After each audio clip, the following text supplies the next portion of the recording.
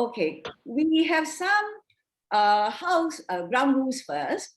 To ensure the sessions are smooth and productive, please mute all your microphone, post questions on the chat, Q&A sessions at the end of each speaker's presentation. After the meeting, if you would like to have the CPD, means continuous professional development hours and certificate, which we will issue, kindly complete. At the end of it, we'll be giving a QR code for you to complete. It will be 3 hours.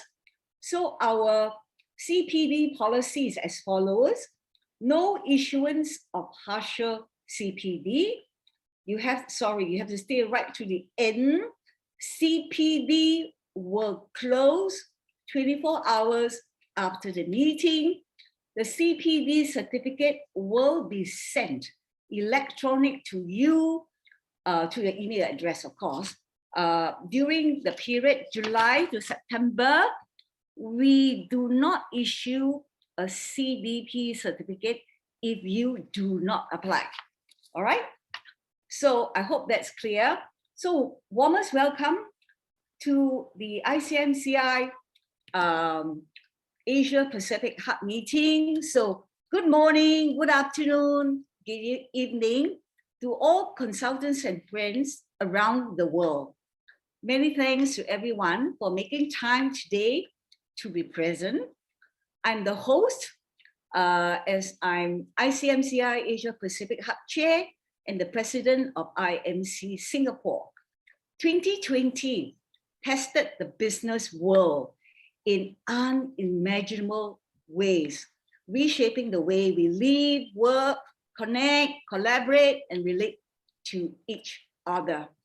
We need to develop greater agility, emotional resilience, and psychological strength to cope and live with this virus as part of our life. The virus will be with us for, I think, a long time. Nobody knows when it will end. Smart technology remains key for forward-thinking consultants to be future-proof with strategic tools to stay agile and resilient. The ICMCI Asia Pacific Hub meeting is curated for you with fresh faces, fresh perspective to bring you exclusive insights from the hottest thought leaders who would expand your repertoire of technology knowledge and give you the priorities and predications which can change the game for management consultants in 2021 and beyond. We thank our ICMCI chair, Dwight Mccarthy, for gracing this meeting at 2 a.m. Canadian time. Thank you, Dwight, to welcome everyone to the meeting. We also grateful thanks to all our speakers, Prof. Alex Xiao, Prof. Yu Chen Sing, Danny Christ, and Simon Tong. It is now my pleasure and honor to give you a brief introduction of all our speakers. All right, here are 5 speakers, because I won't be introducing once you start talking. Professor Alex Xiao is a well-respected pioneer and veteran of Singapore IT industry. He specialized in IT governance, project portfolio management, enterprise risk management, management of emerging technology, technology roadmap and planning, and cloud security. This year, 2021, he published a best-selling book, Leading with IT, Lessons from Singapore First CIO. You can get it at Amazon. In 2021, this year too, he received the Singapore Computer Society Hall of Fame IT Leader Award from our Minister of Information, Ministry of Information. Danny Christ, Chief Digital Officer of IWS Singapore and IWS FinTech, a company which consults and develops disruptive technologies such as fintech and blockchain. She specialized in blockchain, project management, over 20 years as IT operation and supply chain expert. Professor Yu Chen-Xiang is a well-known in the cyber and artificial intelligence industry with over 20 years of experience. Previously, he was responsible for innovation-led transformation and strategic planning as Chief Innovation Officer at Cisco and the Ministry of Home Affairs. Simon Tong spent over 20 years of his career with technology MNCs like Microsoft, SAP, and IBM. He has more than 15 years of consulting experience in software solution design and governance, risk management, compliance of information security, as well as cyber security. Last but not least, our chair, Dwight Mccarthy, is the founder and president of Effective Managers, a management consulting firm based in Canada. He's currently chair of ICMCI, and he's a fellow of Canadian Institute of Management Consultants and fellow of the Business Excellence Institute. He published a book, The Effective Manager, The Balancing Act That Drives Sustainable Performance. You can get a book in Amazon too. So without much further ado, let's welcome our ICMCI chair, Dwight, to open this ICMCI Asia Pacific Hub meeting. The stage is yours, Dwight. Thank you very much. So I do want to thank all of you for being here. As chair of ICMCI, it's my absolute pleasure to bring you greetings from the board of ICMCI. I'm delighted to be able to open this event of the Asia Pacific Hub. We have a special agenda today. We're going to be learning from each other in these turbulent times. So I'd like to thank Chair Lydia and all of the organizers for this great program.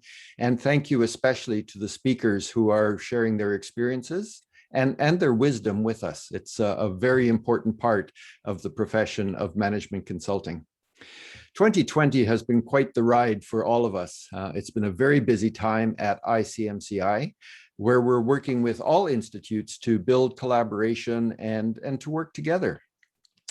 This challenge, though, has also brought us opportunities. In spite of, or maybe because of the travel restrictions we've had over the last year, ICMCI has moved ahead with virtualization of its sessions. And this has created opportunities for networking and for collaboration at the level of the management consultant right around the world.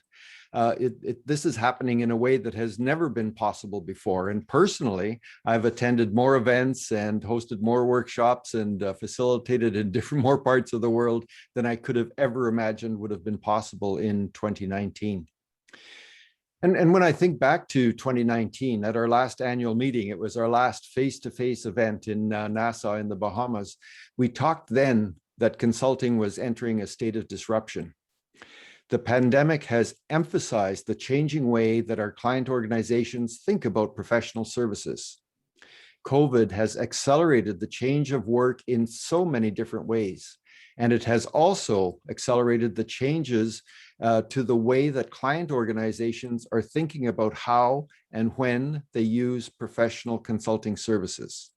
And there's four main drivers that I want to quickly refer to in these opening remarks, and the speakers and I will be coming back to these during our sessions today. But the first is that clients are thinking less about the big ticket projects and more about finding that consultant that has that specialized expertise that they need in order to be able to solve a problem that they have and someone that will stay with them through the thick and thin in the last mile to help them implement in a sustainable way so that problem won't reoccur. Second, the access to knowledge is greater than it's ever been before. And this is changing the way clients think about professional services. I'll be talking about that much more in my main presentation later on this afternoon. Access to networking has also changed. Before, the Institute was the main place where management consultants could come together to share information and to learn from each other. Now, anyone in the world is able to, through all kinds of networking platforms, to find people and like-minded people anywhere in the world. And the fourth thing is I call this the Uberization of consulting, the availability of talent versus the professional management consultant as trusted advisor. We need to think carefully about this as a consulting profession, and we will come back to that. The good news is that there are increasing numbers of individuals entering into the industry of consulting. But because of this easier access to knowledge and the easier ability to network, the role of the Institute as the professional home of the industry of consulting is under threat. So to me though, this thinking is really counterproductive. In times like these, with an increasing pace of change and increasing threats of disruption from multiple sources, institutes do have a critical role to play. This ability to network, to share experiences and ideas, to improve on our best practices, and to keep abreast of the latest changes. These all require a mechanism such as the Institute to bring consultants together. So it's events like these when our best thinkers come together and share information so that we can think about how we can improve our own service delivery methods and how we can be in contact with each other to collaborate with each other. This is what the profession of management consulting is all about. So that's enough for me for the opening. Welcome. Have a great session. I'm very much looking forward to joining from you and learning from my colleagues and continuing to share information with you throughout the session. Thank you very much, Lydia. I now pass it back to you. Yeah, thank you, Chair, for this heartwarming welcome, and thank you for gracing this meeting.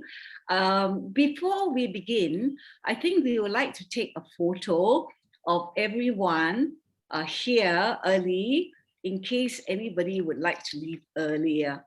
Can all of you please turn on your video, please? Huzana, anybody without video on? Everybody's video is on, right? Everyone. Yeah, everyone. Huh? Okay, that's wonderful. So can we give you to take pictures? Yeah, give me a few minutes to take all screenshots for all the audience. Okay, thank you. All right, all done. I would now like to invite Professor Alex Xiao. The stage is yours, Professor Xiao. Thank you. Let me share my screen. Okay. Today, I'm going to touch on something which actually, if you go to all the companies, they will tell you that staff is worried about how technology is going to impact them. Well, to get everybody on the same page, let's have some common definition first. First, to understand what is work. From the Oxford Dictionary, they say work is activity involving mental or physical effort done in order to achieve a purpose or result. From the Merriam-Webster Dictionary, work is to perform or carry through a task requiring sustained effort or continuous repeated operations. Okay, and then Cambridge has the most interesting and most relevant to most people. It is an activity such as a job that a person uses physical or mental effort to do, usually for money. And that's where the problem is, right? People are worried because they actually exchanged their physical and mental effort for money. They exchange the time for money, and when they cannot do that anymore, they're afraid, and they are worried that technology is going to replace them. So, but what happens when we work? As an individual, when we work, we are exchanging our time and energy for remuneration. There are, of course, people like what we are doing now. We do sometimes work without expectation of any payment, but that is voluntary work. But most of the time, we work in order to to carry home the bacon. Right? The type of work we do depends on our knowledge and skills, our expertise, our competency, and training. Now, I want to do the concept of value creation. From the organization's perspective, when you work for an organization, the ultimate goal of work is actually to create value. Yes, the employer employ you, their expectation is that you come in to create value for the company. So value creation is, the business begins with value creation. It is the purpose of the institution to create and deliver value in an efficient enough way that it will generate profit after cost. That's the ultimate goal of the organization, to make money. So how value is created? In the broadest terms possible, value is created through work.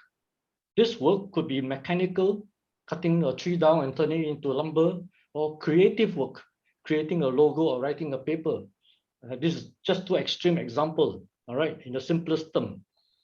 But how has work changed over the years? Over the last century, machines have replaced workers in many tasks. Since the Industrial Revolution 1.0, right? Today we are Industry 4.0.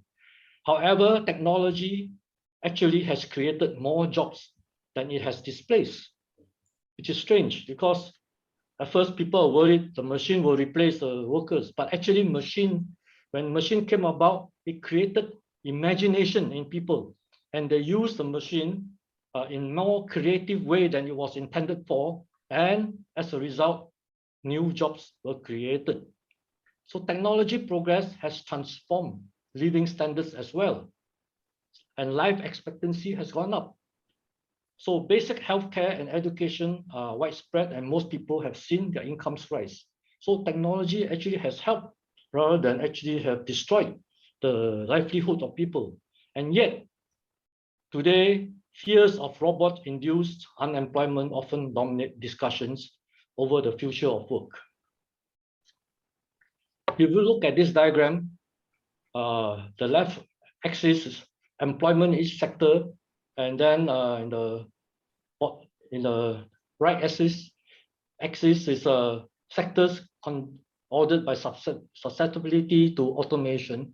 You can see that when automation come about, it does immediately depress the employment. The people lose their job. Yeah, that's the purpose of automation, to reduce manpower. So it's no surprise that we see the curve depressed, and then slowly, it increased. After the automation come in, people see new ways to use the automation. Jobs got created, and then the innovation comes about after the automation, and new employment comes about in new sectors. Okay, new ways of using the machinery, using the technology. So what value creation looks like in the future? As we look at the changes in the way our economy has created value in the past 100-odd years, we have shifted from a focus on huge mechanical production during the Industrial Revolution to more creative and customized production through the information age. Because software and related services dominate more and more of value creation. And this is what we call our information era now that we are in, the information economy. So the value of product and services today is based more and more on creativity, the innovative ways that they take advantage of new materials, technologies, and processes. Value creation in the past was a function of economies of industrial scale, mass production, high efficiency, repeatable tasks. That was what automation was all about. Value creation in the future, however, will be based on economies of creativity, mass customization, and a high value of bringing a new product or service improvement to market, the ability to find a solution to a vexing customer problem, And that's what all of us do very well as a management consultant, all the way a new product or service is sold and delivered. And we need to understand how to manage creativity as well as we do managing effort today. So productivity means we have run costs out of our operation. Creativity, however, means we created more value. We sold X units of something that didn't exist before. We increased the sales of Y, not because we made it cheaper, but because we made it better. Or we increased our value to customers by servicing needs we hadn't serviced before. We create new markets, we create new demands out of the technology, out of the creativity that we have. So in the past, this is automation, all right, from manual one-person work into machinery work. And just a diagrammatic form, just looking at the carpentry industry. So first, there's a carpentry assembly line, the carpenter becomes skilled machine operator. All right, machine becomes more intelligent, reduces the need for human operators. Later on, Professor Yu will talk about AI. Yeah, that's where the intelligence comes into machinery. The integration of order, design, and production further reduces need for human specialists. And then integration with e-commerce, orders are fed to intelligent factory without a single human. Of course, this scenario is what is scary for people, you know, but they don't think that actually all this work, nobody wants to do anyway in the future, right? All this are low-level work. Why not make a machine do it? Yeah. So how future may be changed? Future of work may be changed. First, there will be less manual tasks, there's more automation. There will be different working methods, more remote employees, work from home. You know, now, even if you don't want to work from home, you've got no choice. You are working from home. Now, less physical infrastructure. And looking at the nature of work in the future, it will be from task focus to problem solving and design. Work is done, that will be advent of cyber physical teams. In fact, some of the team members, you don't even know they're actually robots. You're working with robots, and the robots have names. They speak like us because of new artificial intelligence. So managing robots together with human beings will be a challenge for a lot of us. And who does the work? The hybrid of full-time employees and gig workers. But now in the gig economy, when people want short-term employment, they don't want to have to tie down to a long contract. So there will be a hybrid. And where the work is done, barriers of time and distance broken by technology. So work can be done round the clock by different teams in different places. It's just like now we're having a conference with people from all over the world. You see, the technology has actually broken all these barriers of time and location. My final slide is the key emerging technologies that will reshape the future of work. There will be, as I listed down, it's not comprehensive. There are a lot more technologies coming up, but I think 5 of these are significant.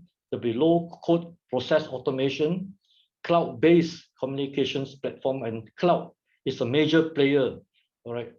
Even now we are using cloud in this Zoom conference. we are using Oracle Cloud, right? AI-driven technologies, which Prof. Yu is going to talk about, and digital talent platforms, and of course, the era of the quantum computers is coming, and it will make problem solving much more faster, easier, all right? And a complex problem that takes forever to solve, the quantum computers can do it quickly. So with that, I thank you very much, and I lead into the next presentation. Thank you. Thank you very much, Professor Alex Xiao, for sharing with us your journey, a very rich experience. I think we have time before the next speaker. Can we have questions, please? But before I share with you the question, just now we have welcomed Finland, Australia, Japan, USA, Hong Kong. Now we'd like to welcome UK, New Zealand, South Korea, Bulgaria, Taiwan, and of course, Jordan. All right, I hope I have not missed out any other country. Of course, Singapore too. Right, any questions? Can you please post your question in the chat box, please? Any question for Prof. Xiao? I see many friends among attendees. Yeah, right, Hello. right. Yes, yes. Can we have your questions, please? I hope not everybody is shy to ask questions. Yeah. Maybe since there are no questions, Prof. Xiao, is it possible for you to tell us a story about your achievements, perhaps without naming? Oh yeah, without naming, you know, the name of the organization. Is it possible since we have time? Yeah, a story about your successful achievement. Yeah. Yeah, many of you probably know I was the first person to be called a Chief Information Officer in Singapore. So I therefore wrote a book to describe my journey. And at the time when I became CIO, there was no book, there was no teacher, there was nobody telling me what should be a CIO do. So I sort of invented the job. And of course, then later on, I became a professor to teach people what I have done. And basically, it's all using common sense. You know, because when I took over as CIO, I said, no, a CIO is not a technology person, it's a business person. And I said, in that case, once you have that right perspective, you need to understand what is the business focus, business vision, mission, and then you direct the IT to support the vision of the business, right? And that mindset change is very important to all the people, because in the past, when you go to IT with a problem, they say, no, it cannot be done. The answer is no. What is your question, right? So I said, now, from now onwards, the answer is yes. We will find a solution, because why? We are there to enable the business. If there is no business, there's no need for IT, or you can actually pack up and go home. That's how I talk to my staff. I said, so from now onwards, we speak the business language. We focus on solving business problem. And if the business does not know how to solve their problem, we help them to solve the problem, right? And don't think that it is their problem, not my problem. So I said, the business people's problem means it's the customer's problem. So whole thing must be customer focused. And also I changed the mindset of just collecting data haphazardly throughout the whole organization. So I said, we have to centralize all the data and have a data-centric approach to serving our customer. That means thinking of the whole customer journey, how much data they are going to give to your organization. Why not we think of the how we serve the customer through the customer journey with us, and at which point do we need what type of information from them, and then we centralize all this data and build systems from using build system to use the data, rather than the current application-centric mindset of most organization is, oh, we just build application and then everybody collect data. And then after that, we have data redundancy, data corruption and all that. Then we want to build a data warehouse, becomes a big nightmare for everybody. So two basic principles which I actually changed in the people. The mindset is to think about the business, to think about the customer. Secondly, think you don't want to inconvenience the customer, have a data-centric approach to your application development. So I think in a nutshell that after that, of course, it's motivation of staff, training of the staff, and make sure that they all perform and reduce the turnover, share knowledge, capture knowledge, because to stop all the staff going to start gossiping about what is happening in the company, give them perfect communication, give them a lot of knowledge about how the business is doing, so they feel motivated because they are contributing to the success of the business. Okay. Okay, thank you, Prof. Xiao. We do have questions now. Yeah. I'll go one by one. First of all, Michael McLean asked, what will be the impact on consultants working and collaborating on an assignment? Actually, consultants for this coming information age, I mean, consultants are actually having a very, very good time, because a lot of companies, they want to know how to manage these emerging technologies. Yeah. The technologies to come, how are they going to be? How are they going to harness the best of this technology? That's where they need consultants to actually help them to look at the big picture, to see what are the technologies relevant for them and not for them. So technology road mapping is one thing that consultants can do to collaborate with all the technology vendors and to get the best of breed, and then after that recommend to a client, because there's so much. The clients are confused. So what technology should we be using? So that's why the consultant, before we go to the company and present our services, we should ourselves be confident about all the emerging technology that we can harness in order to present to our clients. Okay, thank you. Another question from Konstantinos. He is from ICMCI USA. He asked, will we see AI consultants or robot consultants? Well, we already have. I mean, a lot of chatbots and all this is a sort of pseudo robot consultants. Prof, you will after will tell you a bit more about the advent of AI. Definitely, I heard that UBS in Switzerland is experimenting with robot consultants using robotics process automation, so that some of them can actually answer some of the more common questions that the customer have. You know, when you do a help desk, 90% of the time you get the same type of complaint or questions from your customer, right?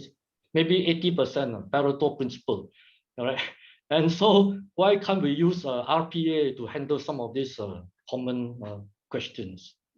Okay, yes, the answer is yes. Okay, thank you. Wong Sok Hui asked, yeah, the presentation, yes. Yeah, presentation slides. You can get it in the YouTube. We'll be putting it in YouTube, all right? Yeah. Now, Konstantinos again from ICMCI USA, he asked, how will extended reality, augmented and virtual reality change the consulting process? Now, today, we are talking even better than this extended reality. We have called it immersive experience, right? IX. And that actually amalgamate all these augmented reality and virtual reality to, in the Singapore Museum, we actually having a pilot project to actually have a virtual visitor, and you go in all the artifacts in the museum, you can actually zoom in and have a look and all that as if you are in the museum. So all this virtual reality, because of COVID-19, definitely plays a very, very major role in enabling business to continue. And that's where our consultants will also come in. And of course, as I mentioned, in order for us to be able to consult, we have to learn. So learning is very important. Continuous education for consultants is very, very important. Okay, thank you. Thank you so much, Beng Seng, for your comment. We go to Michael McLean again.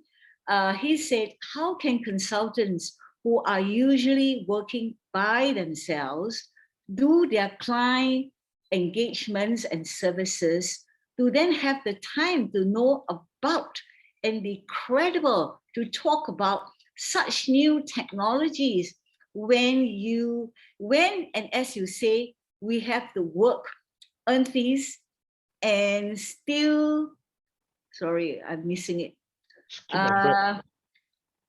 Still keep abreast of AI, IoT, advanced manufacturing, additive manufacturing, etc. Yeah. Actually, frankly speaking, professors and consultants are quite about the same because we all work in our own cubicles.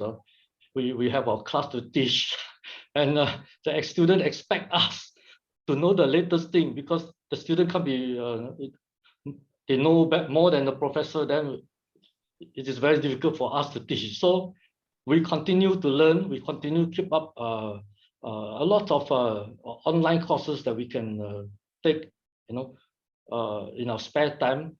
Yes, it seems like very lonely, you are on your own, and yet you have to sound like expert.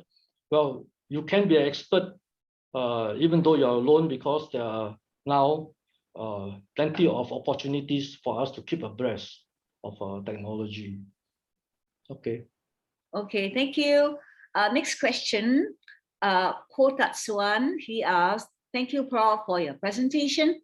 As you mentioned, while technology introduces new jobs, the challenge is the upskilling of those displaced quick enough to take on the new jobs with new skills. In your view, how does NUS, means National University of Singapore, for our overseas consultant, plans to do this to bridge the gap? Yeah. So actually, we understand that today, just the monolithic skills alone is not enough for a person. So we need to have horizontal skills.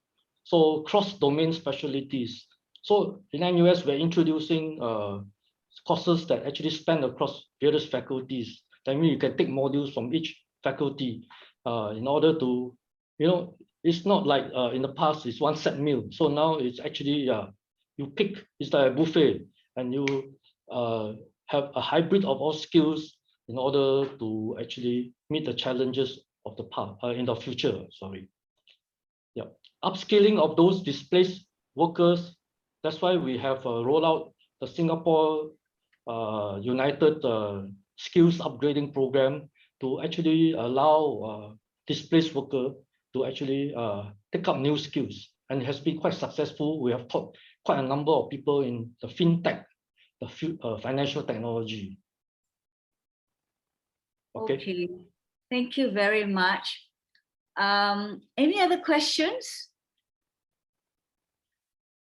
No, looks like nobody has asked any more questions. Oh yeah, I think maybe one coming up, new message.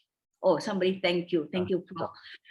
Maybe Prof, before we go on to the next speaker, could you perhaps give some advice or takeaways for how consultants can be more, I would say, future fit in this technological age? Can you give some advice or takeaways for our consultants?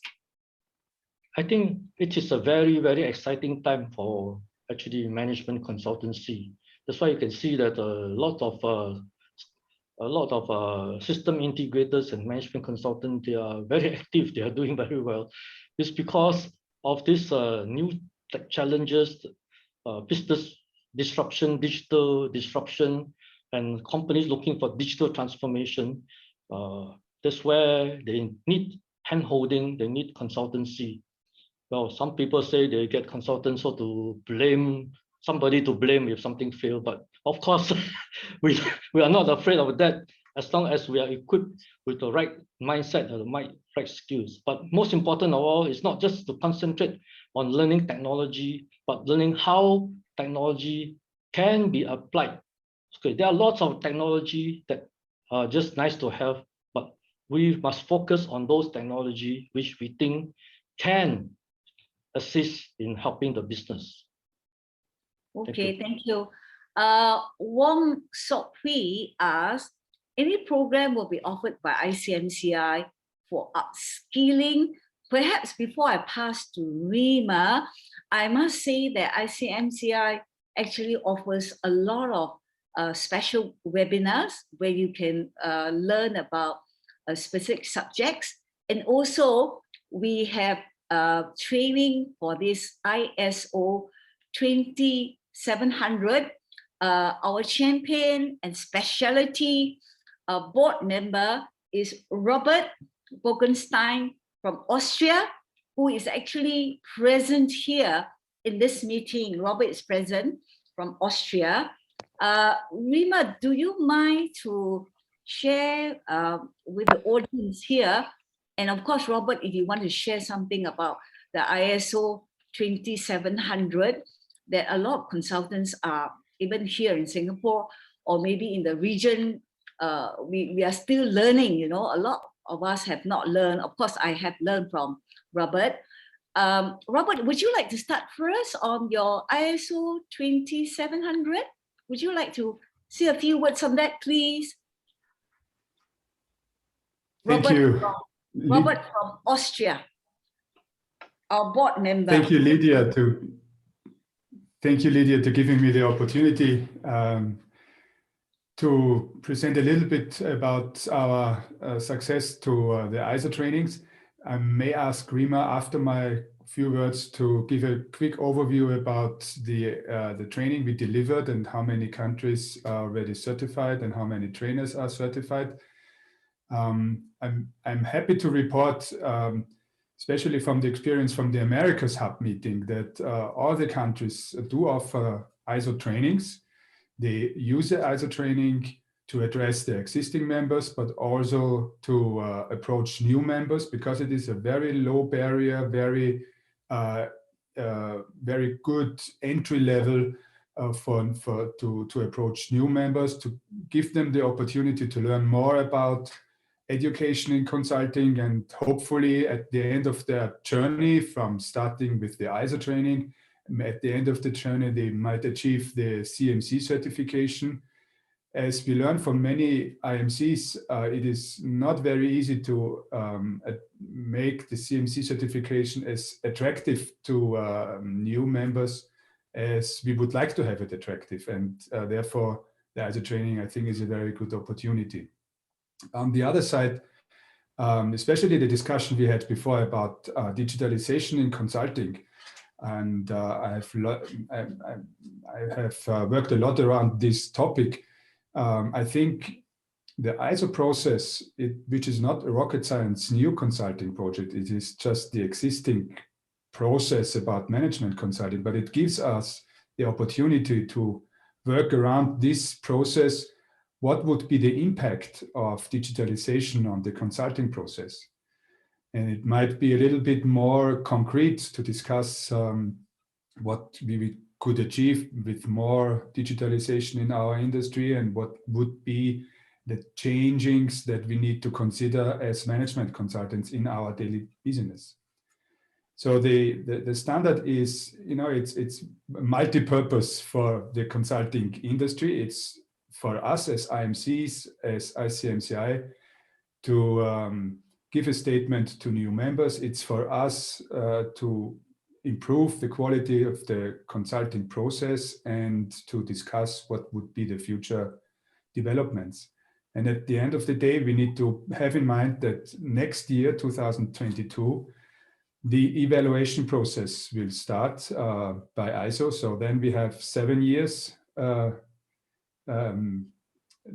the standard was started to develop, and well, as time goes by, we need to think about what could we improve and what would be the input to these discussions. And so we should start slowly think about what would we like to have in the standard, which is not now in the standard. Is there anything that we would like to change? Is there anything we like to add? And that is what we need, your experience and your feedback from your trainings and from your practical life living with the standard. Thank you so much, Robert. Thank you. for suddenly jumping on you. Sorry. Now we may ask Rima. Rima is our ICMCI Executive Director. Rima, do you have anything else to add before I proceed to another question? Rima, anything you want to Thank add? you. Yeah, Thank you, Rima, Lydia. our Executive Director. First, I'm going to add to what Robert said. What we have now is 28 accredited IMCs for the delivery of the ISO 20700 self-declaration checklist, and we have 111 trained consultants, CMCs actually, who are working at the different IMCs in order to deliver the training to the consultants. And we have so far almost 470 trained consultants. So the ISO has been growing for the past year and a half, and we've reached the plus 450, which was our aim. As for the question that started this, it is our role as ICMCI to actually upskill the IMCs who are our members, make sure that they have the right information, the right opportunities in order for them in turn to provide any training or upskilling to their members. Now, what we did as ICMCI are two things. First, the ISO 20700, which Robert talked about, and the other part is the ISO 17024.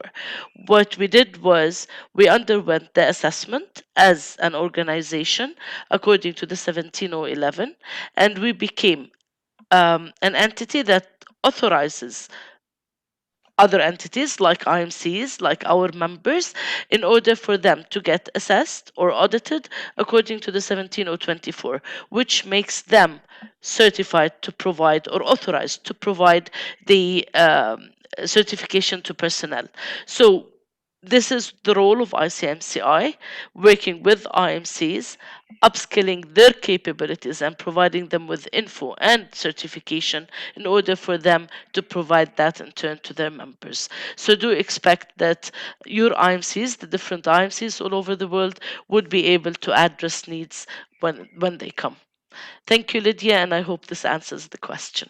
Thank you, Rima, because in view of the time constraint, I think we have only time for one question. But before I ask that question, Michael McLean, I presume you're from New Zealand.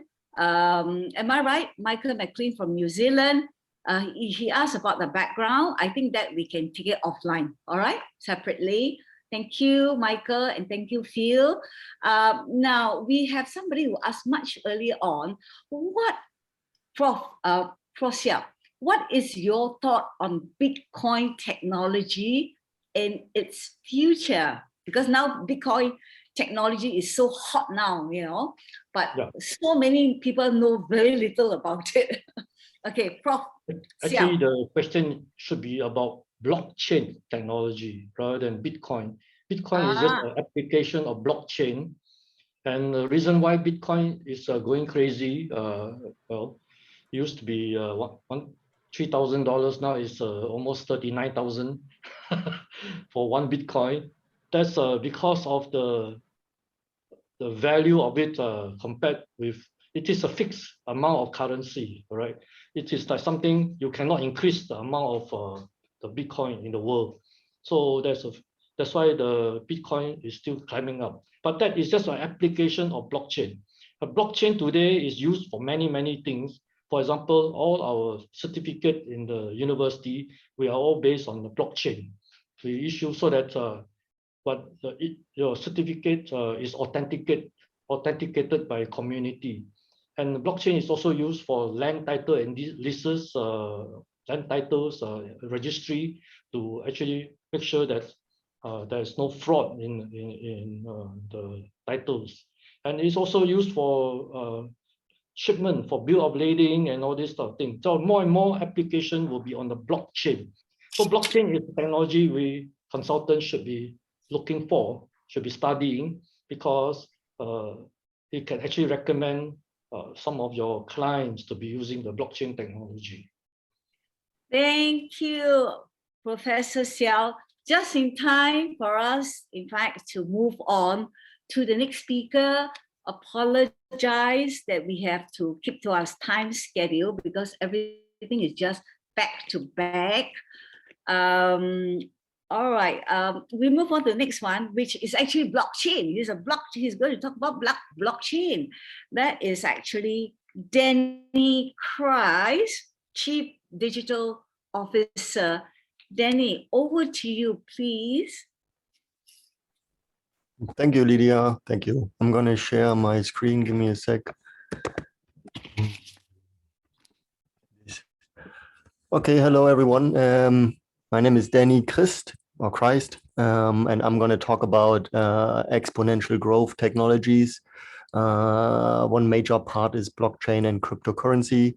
And the overall topic is gradually and then suddenly.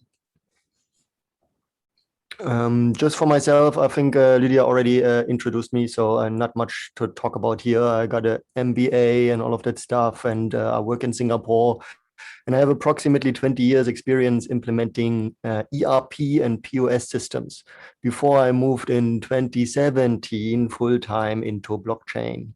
Okay, and since then I ran my own company and now working with IWS in Singapore as a consultant, so to say.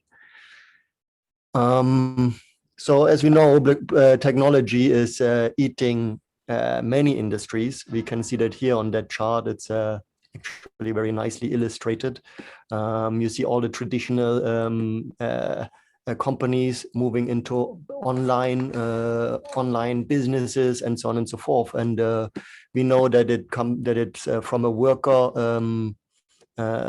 society goes into a knowledge society, which means the more knowledge you have, that's kind of the business you drive these days. Also, a lot of stuff is done online, we as you all know. So this is probably nothing new to you. Just wanted to illustrate how quickly that can go. And this is happening with many new technologies. Yeah, so blockchain obviously is also one of them, which we will speak a little bit later. So here you see how it all emerged. In the next slide, let me see. In the next slide, also interesting, 52% of the top 500 companies have disappeared over the last 60 years or so. So this will just continue if companies do not adopt, do not embrace new technologies. Those companies might be left behind because either they have a too large corporate structure to be able to change, or they are ignoring the new technologies and potentially be left behind. So the next slide is also just how potentially looks the future, right? So besides having flying taxis, we see IoT sensors everywhere. It's IoT especially, which is essentially all your smart devices, are growing exponential also. So we will see a lot of stuff being done via the internet, via IoT devices, and all of that needs to be managed well and needs to be in a secure manner. There was Ray Kurzweil who did that, who said that, which I found very, very applicable. That technology essentially changes exponentially. Yeah. So what we are going to experience is a rapid shift, and it's getting more and more rapid. We have seen blockchain only came to emerge in 2009. So, and where we are now with adoption, you can see the daily news essentially. So I think therefore companies need to be agile, and we need to educate companies, we as consultants, and we have to highlight potential scenarios in the future. Fintech is growing, WhatsApp is growing, the internet is growing. This is also probably nothing new to you, but any new technology can be super disruptive. Now businesses are done on WhatsApp. In India, you can shop on WhatsApp as far as I know. So soon maybe marketplaces like Lazada in Singapore might be irrelevant to have a web version because everything is mobile. Who knows? IoT devices. This is a nice, this is actually not so new. This is a rather old diagram, but we see that disruption is happening. Until 2020, which was last year, 50 billion smart devices, and this will just grow exponentially. Everyone will have a IoT watch, several cell phones potentially, especially in Southeast Asia. We also see here that in Asia Pacific, actually, the percentage of households with more than 5 mobile phones. Yeah, emerging markets particularly are very open for adoption of new technology. They are more playful, likely. There's also often less regulatory restrictions when it comes to general adoption of new technologies. So besides being more playful, also the regulatory environment seem to be more friendly, or more friendly in the sense of that there are no frameworks potentially also, or not yet set standards, which is an advantage and a disadvantage at the same time. However, overall, the adoption rate is just so much larger across Asia than in other large economies. Now we talk about blockchain. We come to the blockchain part, which is of course also. Oh no, this is not yet blockchain. So this is just this is just another example of traditional businesses getting disrupted. So for example, you see Amex got disrupted. Previously it was Amex and then Visa and Citibank, all the big guys. Now it's PayPal, Stripe, and soon in the next slide you will see how blockchain adopted or blockchain businesses might disrupt those last in line here, which is PayPal and Stripe.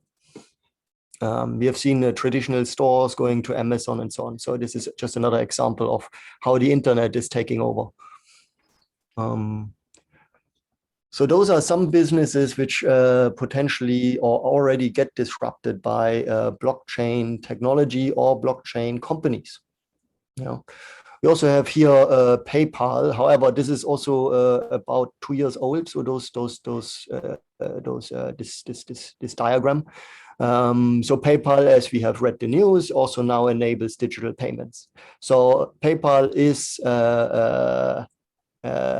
disrupting. So PayPal jumped on the train, so to say. They don't just ignore it. And it's quite a smart decision, in my opinion.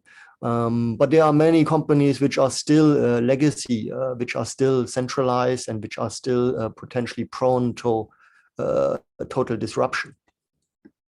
So here, this is a nice slide, actually. So happy to share that also. So you see here some traditional businesses like insurance or prediction markets, fund management, how this is disrupted by blockchain companies or Web3 companies. Here we have some more examples, which is pretty interesting. So Facebook also might get disrupted at some point because it's a centralized business, which, you know, we all know there are privacy concerns. They sit on a server. So even if the company itself doesn't take your data, the data still sits on a server, which is potentially prone to malfunction or hacking or whatsoever. And blockchain tackles some of those problems, which I will highlight a little bit later. Social networks, marketplaces will get disrupted, and so on and so forth. YouTube is getting disrupted. So yeah, those are some examples. And as we know, we have seen a couple of companies like those. This is actually also old already. So whatever you say in blockchain, what is 1 month old is considered as old already, because every month you see some news of new companies joining that new technology. So here are a couple of companies who are already onto blockchain and who are already using it, which are very big companies. So if you see any SME or any large conglomerates or any large enterprise which, you know, is not a fan of blockchain or doesn't care about blockchain, essentially means to me personally that they think they are smarter than all those big companies. Yeah. So all those companies already either use that technology or at least look into that technology. So whoever ignores it is kind of, well, I don't know how to say, but you must be smarter than all of those. Okay. So for the next slide, just some examples. Why blockchain, right? So even though we know that, or maybe you don't know, but there are certain blockchains which are fast and certain blockchains which are slow. But anyway, those details we can talk a little bit later. Just some general information for those who are new to the topic. Blockchain technology is essentially what you can do with that is you can transact large values, like in this example, $289 million worth of Bitcoin for only 4 cents in fees. Now, this transaction particularly, which happened before, took 30 to 60 minutes. However, it's still faster than any MoneyGram transaction or whatsoever, which also cost you like 1,000 times of that fee. So this is just one. I think also one of the major use cases kind of highlighted here, which is cross-border payments potentially, which I think blockchain is made for. If you wanted to transact any value between various countries, the easiest way is simply to use blockchain technology. Also, again, why blockchain? Why not to ignore it? If you compare blockchain with the internet growth, it has the same curve. So it has the same adoption rate, if not steeper. So we have seen a lot of recent examples. Also, this is already a little bit outdated. However, you see also here blockchain, cryptocurrency, particularly in the overall money markets. Where cryptocurrency, okay, now it's a little bit bigger. So now I think it's about 1 trillion already. So, but still, it means essentially that all the cryptocurrencies, all the blockchain projects which have cryptocurrencies and Bitcoin and Ethereum, all those combined are still only as big as Amazon at the moment, as one company. However, there's so much disruption and so much innovation going on in blockchain. So you can see, you can imagine the size this could potentially grow to. Just to illustrate it here a little bit, how it came to blockchain or what it means actually. So blockchain is essentially a software which it's an immutable ledger. Which means it's a two-sided entry book, so to say, a ledger, but it's not captured on one server. It's not on Google or Amazon cloud. It's a decentralized way of running that software, running that ledger, which means it runs on various computers. In theory, everyone who has a computer could participate in that network. It's a decentralized or distributed technology. So if you have a computer, you could, in theory, participate to secure the network, to run the network. And therefore, that means that there are millions of computers, millions of people who could essentially participate to secure that network, which then means that it will be very hard for anyone to attack that.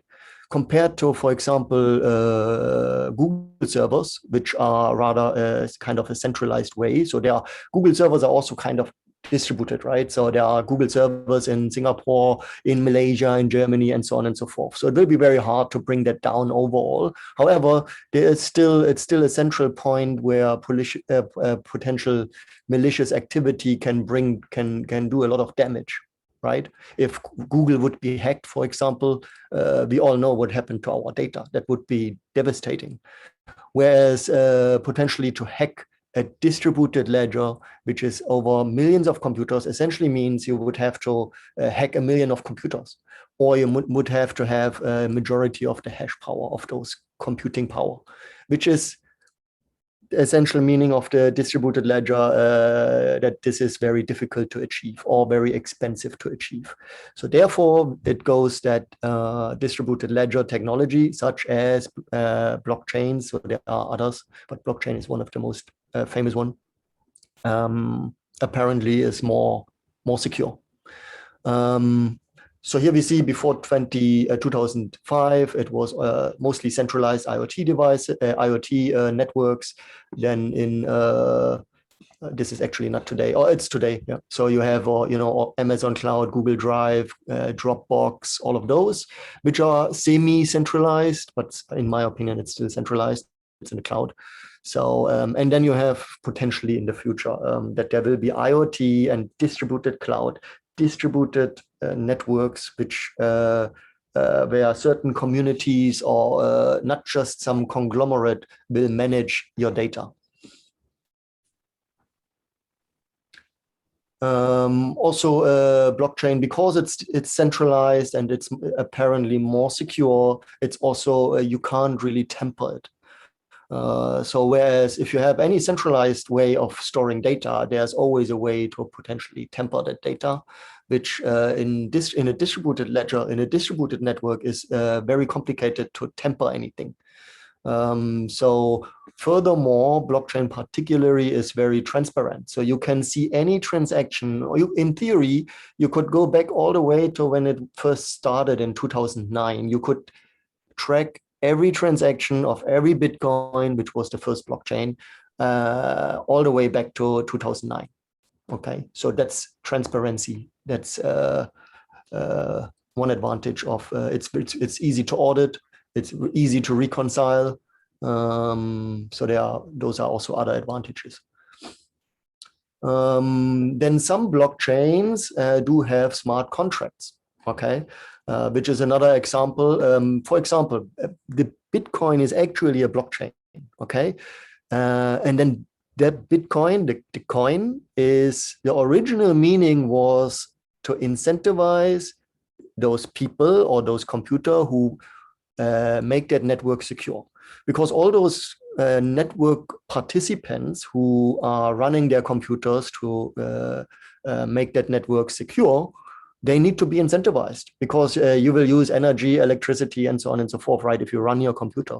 So there needs to be some kind of incentivization in order to participate in the network and in order to make it secure and let it run, basically. So Bitcoin used to be, and is still, a mean of incentivizing, paying those participants. Bitcoin also originally used to be as an electronic payment system, which it might come, might not come. It has, however, emerged more to a currency of store of value, similar to gold 2.0 or whatever you want to call it. But it's still a little bit a question mark where this will go. It's just at the moment, the narrative is that it's a store of value, potentially a hedge against inflation, but it's still a risky asset. So anyway, however, Bitcoin and Bitcoin blockchain, which was the original one, does not have smart contracts.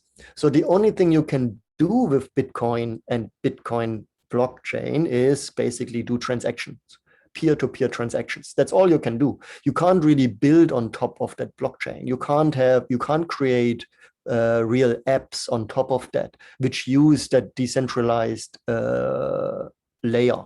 Whereas Ethereum, which is another blockchain, which is a more advanced version, so to say, of blockchain, I think it started in 2015. Ethereum distinguished itself from the Bitcoin blockchain by having smart contracts. Now, smart contracts are simple on-chain automated executions. If two parties agree to a certain conditions, a smart contract can execute that. It's essentially similar to real world.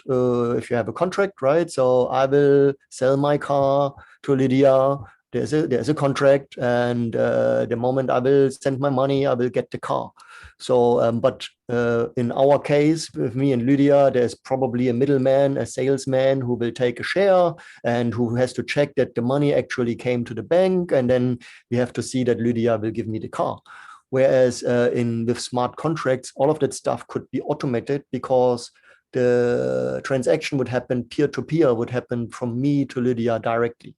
So therefore, smart contracts essentially eliminate middlemans, a lot of middlemans. In theory, you could eliminate banks with that, because transactions are peer-to-peer. So there's no counter risk party, or little counter risk party. That's kind of the explanation for smart contracts. And Here we have some potential use cases in healthcare, for example. If you wanted to store data, blockchain is very useful to store data in a decentralized way, in a secure way, in a way where not one large conglomerate has access to your data and sells that data potentially. What we are all worried if we store our data on Google or on Facebook, whatever. But also it could be that each individual could, in theory, you could own your own data. So it means you have like a container, like an online storage where you have your passport and your health certificates and your health history, where you could, in theory, give access to any doctor in the world. But you would still own that data. So you would only give a certain level of access to that data to a certain doctor for a certain amount of time. That's in theory the beauty of blockchain. Yeah. Voting is also a good example because, again, this back to the decentralized way that it's very hard to tamper. So, you know, the traditional voting systems, nobody really knows how trustworthy they are potentially. So blockchain essentially gives you a way to be fully transparent because you can track all the transaction, all the votes essentially, and it's tamper proof. Yeah. Property records, as already mentioned. So you could have your title on the blockchain, yeah, instead of, and essentially it's still the same than having a title on paper. It's just that you have it on chain, online, okay? So means it's easier to transfer, it's easier to access, it's easier to share than having your piece of paper in your drawer at home. Banking is a big topic. Let's talk first about supply chain. Supply chain also, again, because it's tamper proof. So essentially you could track certain items all the way back to their origin.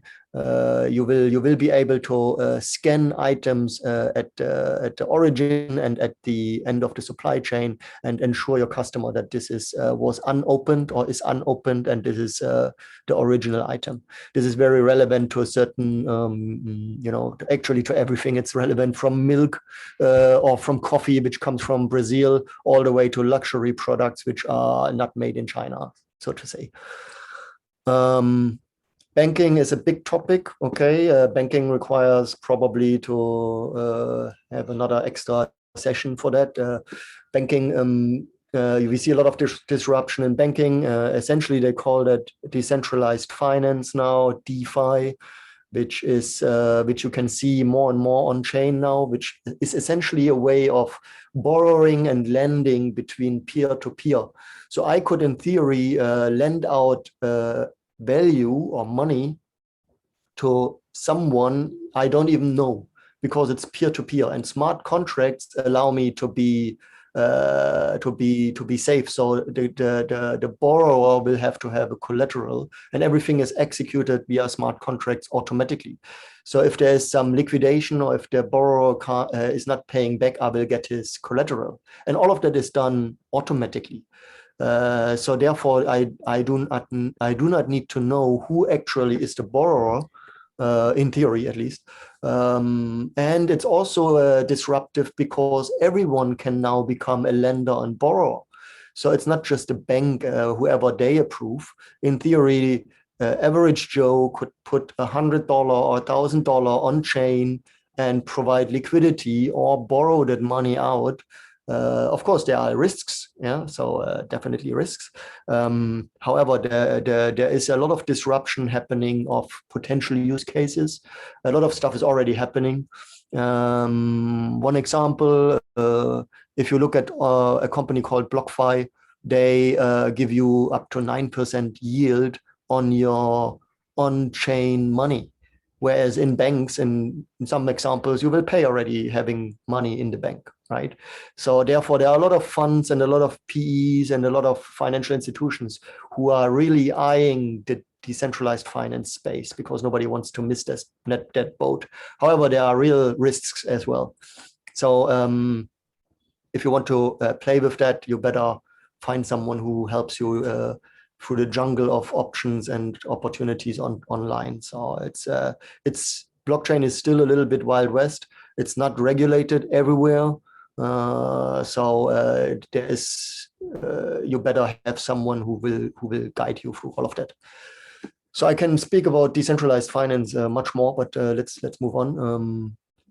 Just to give you also a good definition of cryptocurrency in general, as I've mentioned in the beginning, cryptocurrency like Bitcoins, the coin itself used to be as an incentive for miners, for those who secure the network. Okay, that was the original meaning of Bitcoin, of that cryptocurrency.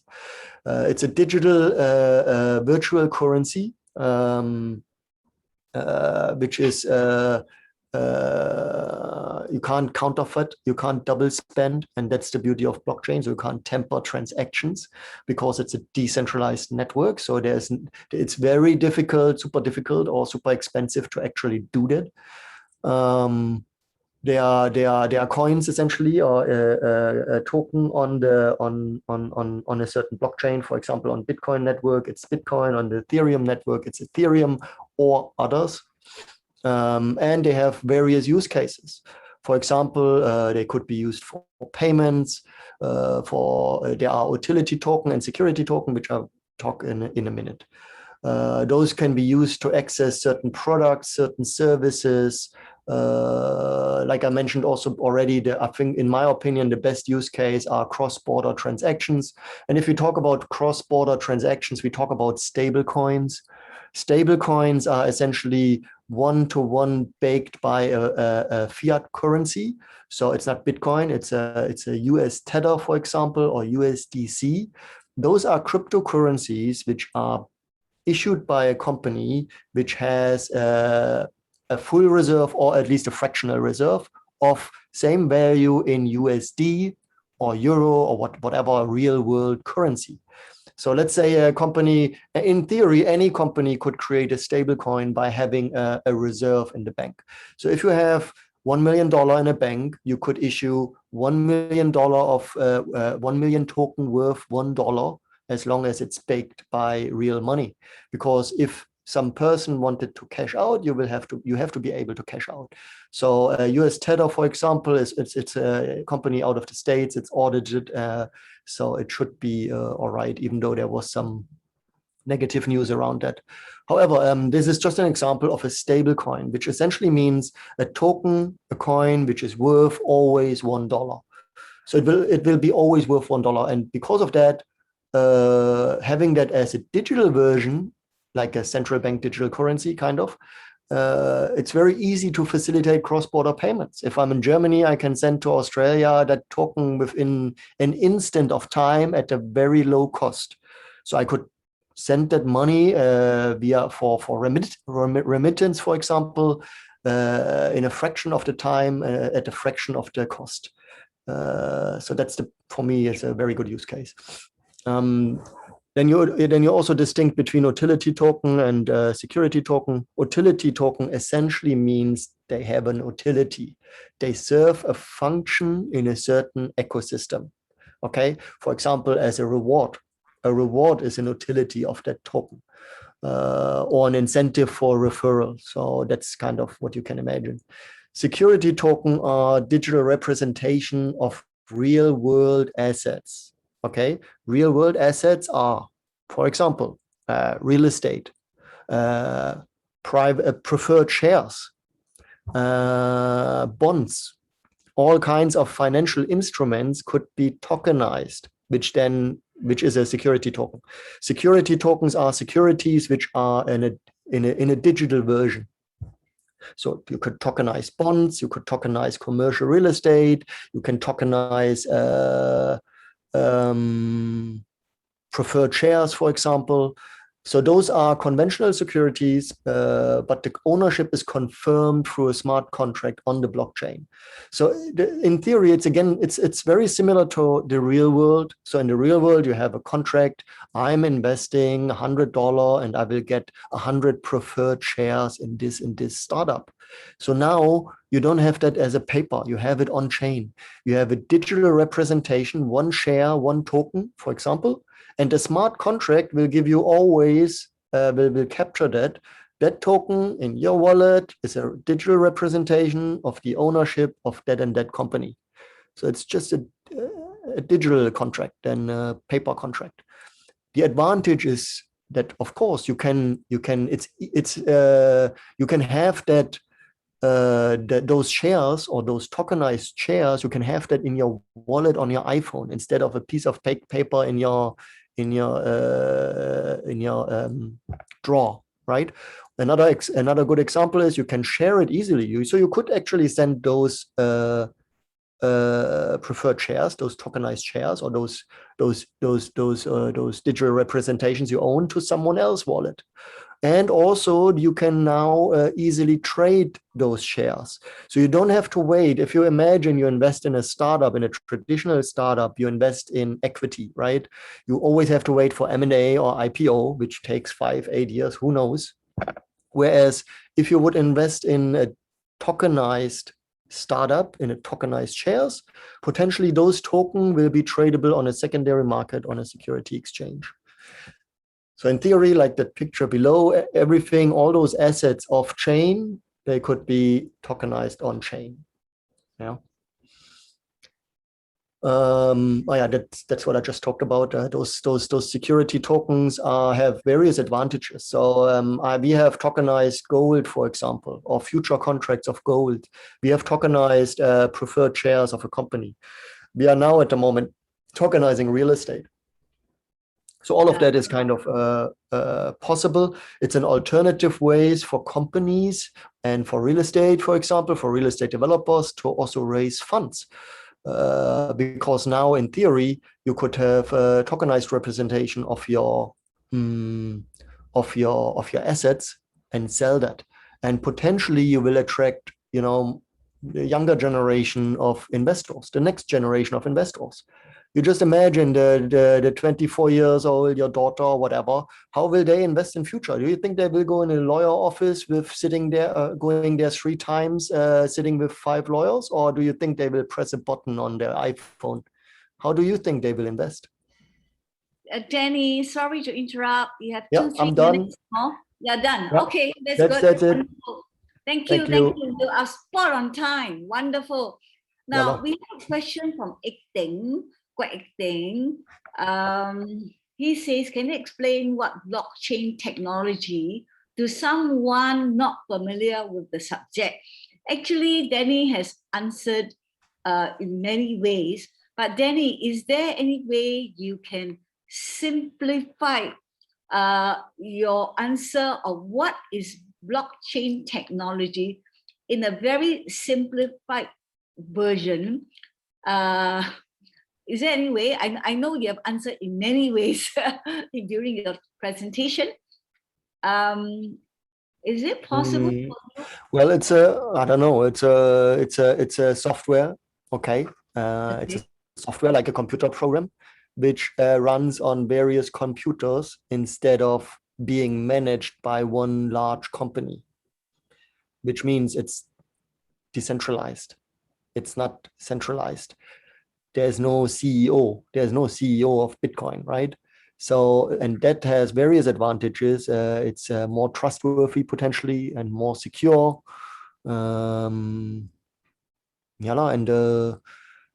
transactions are peer-to-peer. So there is no middleman. There is no bank in between. There is no broker dealer in between. There is no a real estate agent in between. So it's a peer-to-peer. It means person-to-person, direct transaction settlement, which eliminates counterparty risks.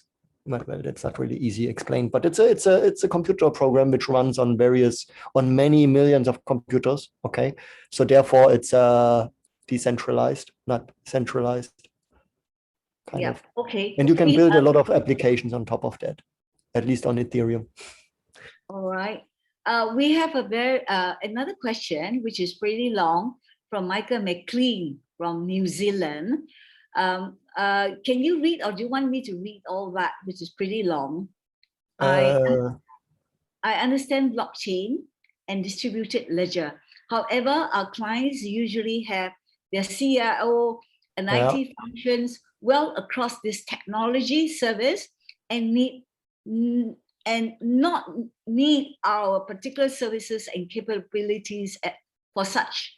they engage the IT blockchain consultancies or already done so. The opportunities are in how the organization changes its business model, builds resilience, collaboration, business processes within enterprise-wide systems, and competitiveness in such a technology-enabled landscape. There seems, hold on. There seems to be real-time issues in supply chain security, cybersecurity, hackers, US colonial pipelines, SolarWinds, and all other factors that COVID-19 pandemic has now shown in businesses to sustain and grow. I know it's pretty long. Yeah, no, this is okay. I mean, like, look, in general, blockchain is not the solution to everything, right? So blockchain will make certain industries more efficient, like supply chain, in my opinion, or remittance, in my opinion as well. So blockchain, you don't have to apply on every part on your IT stack, let's say it like that. And I mean, like, if you pitch anything to a corporate CEO, which is mostly the first touch point, then you just got to explain in an easy way what advantages that technology has. Ultimately, you have to check what a company needs, right? So security and cybersecurity is also a good point. I think where blockchain also can shine. But there are a lot of companies who tackle that already, like Microsoft, you know, and IBM. So they're already deep into that. So as a consultancy or as a consultant, it depends a little bit. We also see that the big four like PwC and those guys, they already tackle that. Large conglomerates potentially have a mandate to hire those guys than maybe some consultant, I don't know. But often actually I see that then PwC potentially reaches out to domain experts like myself, which is also funny. But yeah, I mean, like, you know, there are certain use cases for blockchain which are very relevant, like supply chains, cybersecurity, yes, and some are less relevant. Okay, so ultimately it boils down that you have to, you know, if there's some change management in a large company to be done, you need to scope, you need to check what they have, what they need first. And then you have your expert who potentially, you know, lets you know where it makes sense to apply blockchain and where not. Okay, thank you, Danny. Next question from Kevin Lowe. For consultant taking to our customers, small, medium businesses, about blockchain in layman terms, what is the practical value proposition of blockchain to their business? Smart contract, what is it that they cannot do now that can be done with blockchain? Two, some use case examples and what magnitude of cost, project time required?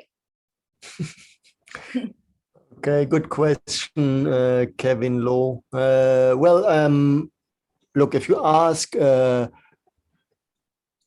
what cannot be done now, what can be done with blockchain, everything what blockchain can do, it can be done now in the real world, because blockchain is just an extension or an improvement to certain processes which are already happening all the time, but it's an improvement of a process.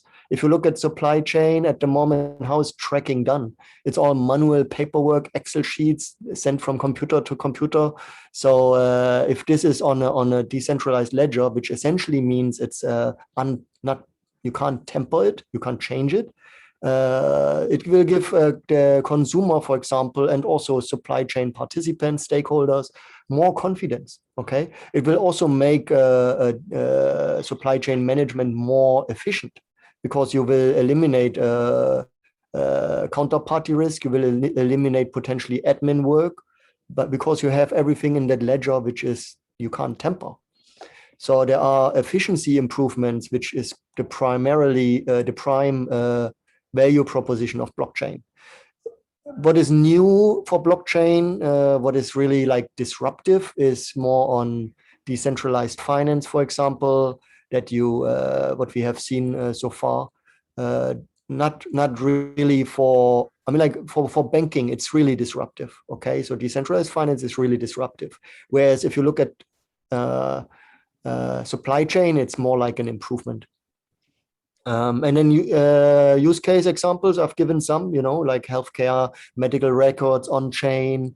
You can also have your IP on chain. You could, whatever you need to have in a secure storage, like your ID or certain IPs or medical records or credit data, whatever you need stored in a secure manner, you can store on the blockchain. Because it's a and the reason is it's a decentralized network, which means it's hard to tamper and it's very easy to audit compared to having it on a server sitting, right, which can be hacked.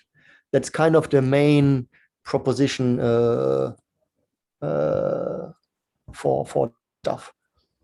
Okay, so project time and cost requires really depends on which use case you tackle. If it's supply chain or if you want to bring IP, like videos, paintings, any kind of IP on chain. If you want to store that securely on chain or credit data, for example, it really varies. So. But in general, blockchain, I think, in my opinion, it's much more cost efficient than stuff like SAP or those large ERP systems and whatnot. Right.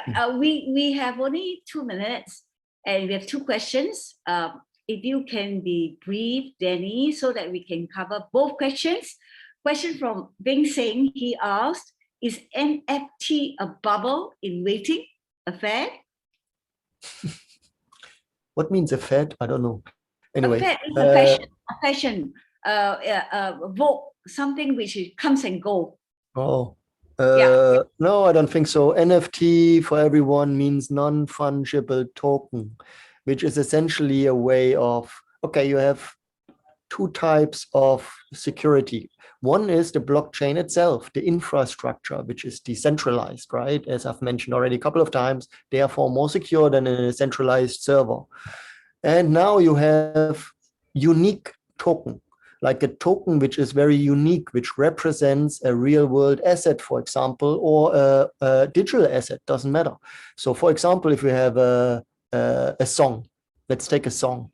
A song could be captured as an NFT, as a non-fungible token, which means there's only one of that token, only one unique token with a unique code, which sits on chain. So you can't tamper it, you can't really copy it. So therefore, NFT related stuff will also there are a lot of use cases for those non-fungible tokens. You could also tokenize as a unique token. NFT is kind of a unique token, a unique representation. It's not like Bitcoin, where you have many Bitcoins, right? Bitcoins are fungible, exchangeable. Non-fungible is something unique. You can't exchange one with another. So it's a unique representation of an asset on the blockchain, which gives a lot of use cases, not only for art or for music or for IP, but also for inventory, for example.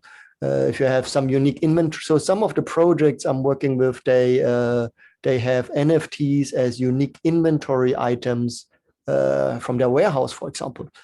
So I think NFT use cases are much more than what we see at the moment. At the moment, we only see those paintings and stuff, but the use cases are much broader. So I think this will be very relevant.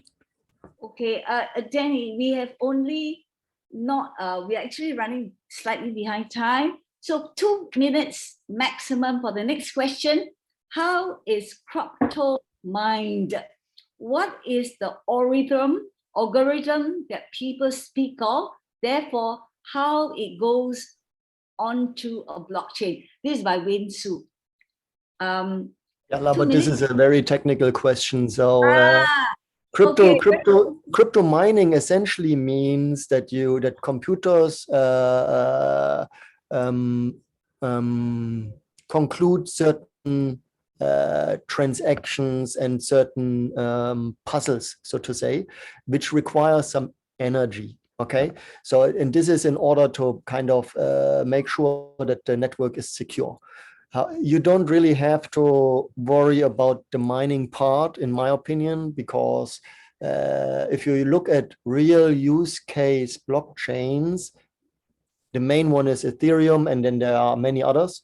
And Ethereum is moving to proof of stake, which means it's not like active mining, so to say. Mining just means essentially solving puzzles. A computer has to solve a certain puzzle in order to verify a transaction. And but this is too technical, so I don't think you really have to worry about that. Okay, It's more the Danny, application. thank you so much. Yep. Thank Okay. you. Thank you for your very enriching and stimulating and energizing talk. Thank you. We are 5 minutes late. Sorry, Prof. Yu. But nevertheless, I think we move on to Professor Yu Chen Xiang now. He will talk about artificial intelligence, the game changer for everything. Prof. Yu, the stage is yours. Thank you so much. Yeah, hope that this will be a very exciting team, right? I'm going to talk about AI, which is really a fantastic phenomenon, and you will see tremendous excitement. So in fact, it's so exciting that it touches about everything, and we call it the game changer. Not just touch, but it actually is extremely disruptive. Now, I specialize in a specific area, and I am actually the old cybersecurity guy, right? And I've been in the Singapore government as the most leading cybersecurity consultant for about the last close to 40 years, right? But in the last 4 years, I moved to AI because it's even more exciting than cybersecurity, right? But just to give a very quick introduction about the company that I'm working with, in fact, I'm the CTO, right? I'm the Chief Innovation and Trust Officer. So it means that innovation in the space of AI, and then trust, which is all the old cybersecurity stuff, right? So we're moving from a world of not only extremely exciting new disruptive ideas in which that the AI is empowering and automating, but we also need to make it trustworthy. So it's a great combination. So Amaris AI does a full stack, just about some of the most sophisticated AI building systems that we are now doing, like document intelligence, intelligence in imaging and vision, AI, we have cybersecurity, standard cybersecurity, and we also do COVID tech, but we also combine AI and cybersecurity together in two areas, not only in the traditional areas where AI is automating cybersecurity, but also in how we would use AI to attack AI cybersecurity, AI that is now defending cybersecurity. And this last piece of work is world leading, and it is funded by the Singapore government, right? So what I'm going to do is go through and give you some introduction, okay, in layman form. So I specialize in teaching very complex subjects like AI, but without the mathematics and without the complexity. And so let's try that, okay, and how it is a game changer. And after that, we show what are all the incredible things that you've heard of and what it can do, but it has a lot of downsides, and we should not ignore them because, as you know, the world is now embracing AI almost everywhere. And if there are problems, you would see that it would emerge everywhere as well. And then what do you do about it? Because we showed concretely that we could attack AI very easily, such that it is in fact quite alarming. So if you have seen basically some of the demos that we have done, okay, right, you would be quite concerned and you would ask your government or your your CEO and so on and so forth, oh gee, right, we are now rolling out all these AI loan systems. Are there no problems? Okay, right? Would we be later sued, and later there will be issues in which that they could be brought down? Okay, now the question is, how easily could they be brought down? And the answer is extremely easy, right? And then what do you do about these attacks? Now, you should sort of like understand that the work that I'm sharing with you is very leading. Okay, very few people have actually gone the depth of actually going through how easily these attacks are done, and then at the same time, what could you do in defending them? So let's get into the meat, right? So what is this AI? And it turned out that it is fairly easy to explain. This is just machine doing what humans could do, right? So examples would be, can machine reason? Like for instance, sort out a logic problem, schedule things, okay. Discover meaning means that it could read a text and understand the semantics of the text. Generalize and learn from experiences and keep on learning, okay, and learn from something that it's been seen only one time or a few times, okay, right? Now, in the past, let's say 15 years ago, this would have been nirvana, right? So in the last 30 years, people hope to produce machines that could do this, but today, in the last couple of years, we actually see this happening. In other words, you now see machines that is doing things that are very similar to what humans are doing, right? But they are not able to sort of like do everything that you could do, okay? But in some cases, in certain areas, they actually are superhuman, meaning that they exceed the human's ability to perhaps count, to see, to smell, to actually read, and so on and so forth, because they can do this very fast, right? So the incredible progress is in the last couple of years, and we're talking about AI systems, and specifically about a new type of capability called deep learning systems, not the data science that people have been telling you or they are teaching now in the last 10 years, right? So the data science systems are more like statistics, right? I got data and I take a look at, are there patterns inside the data? But the deep learning systems are more constructed like neural networks, okay, like what our brains are doing, but actually it is a small subset, right? Now, what could it do? You could ask it questions, and then like a 12-year-old, it could answer the question. Like, let's say you have a storybook like Little Red Riding Hood, and then you ask, who is the bad guy? And the answer will be the wolf, right? Then it's the, why is Little Red Riding Hood going to visit grandma, okay, right? And the AI will be able to understand this and answer, despite the fact that the answer is not clearly written in the storyline. Okay, and it said that yes, maybe grandma is sick, right? And this is quite amazing. That means it could take a comprehension test like a kid would do, okay, in school, and then answer and get perfect score. Right? The next thing is that could it create things like works of art, and then could it do painting, and things like that? Absolutely new things that we associate humans to be able to do, and we call that creative AI. I'll show you some examples. And of course, you know about the autonomous cars, the vehicles, the ship, the submarine, the robots, right? And this are now coming out, right? And finally, the very, very scary thing is called how AI would go beyond a narrow AI and become a general AI called the artificial general intelligence, right? This is what you see in Star Trek, right?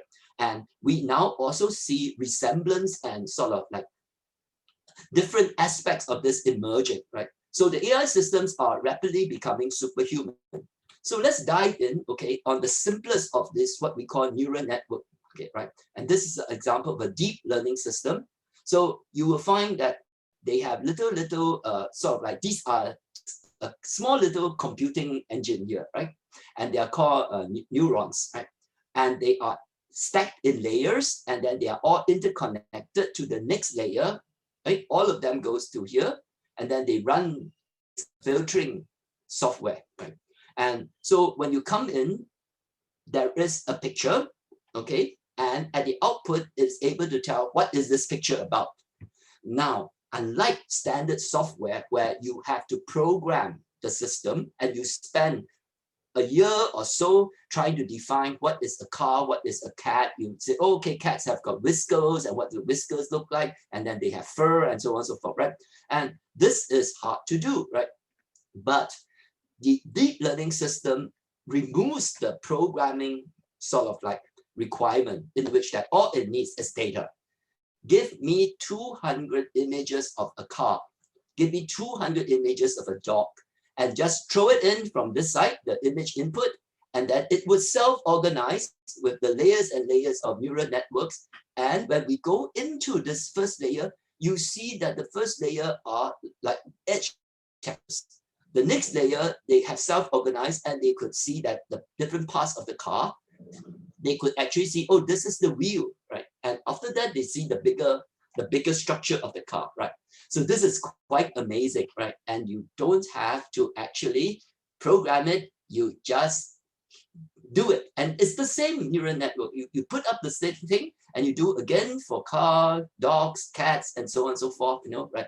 And the cost is almost zero, okay? Because these kind of software are now widely available in open source. So the kids could do it, and you could even do this thing without any kind of knowledge of how to code and do this and put this engine into your mobile phone, right? So this is the excitement, right? Very, very powerful concept of building ideas, be able to do what humans can do, but at the same time, very low cost. And the cost has been plummeting, right? So what can AI do?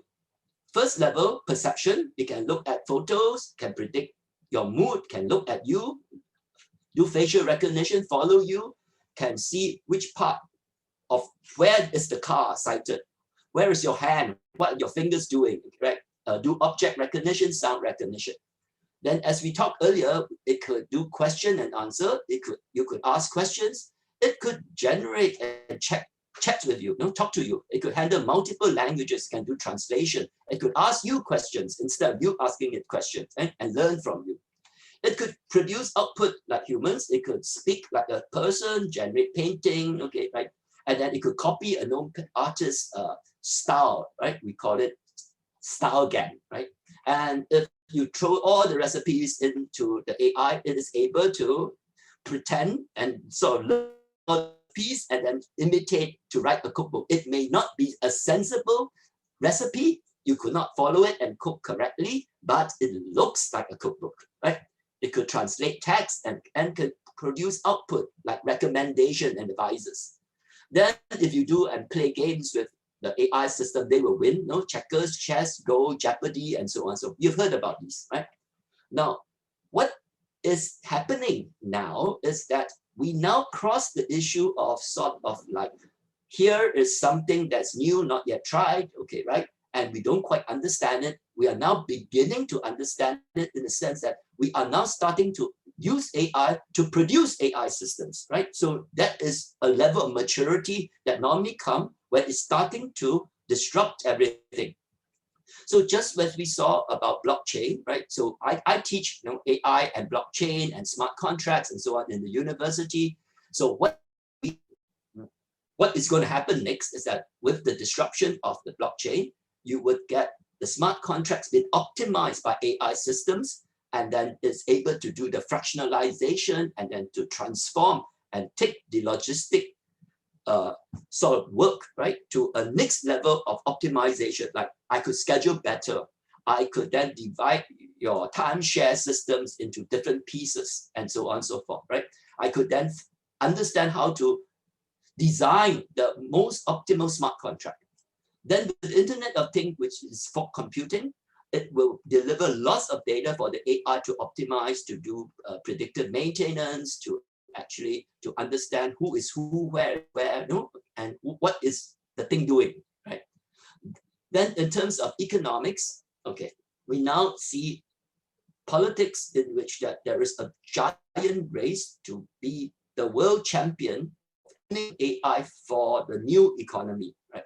Would it be China? Would it be United States? And this capability, it is not just one of a technical edge, right?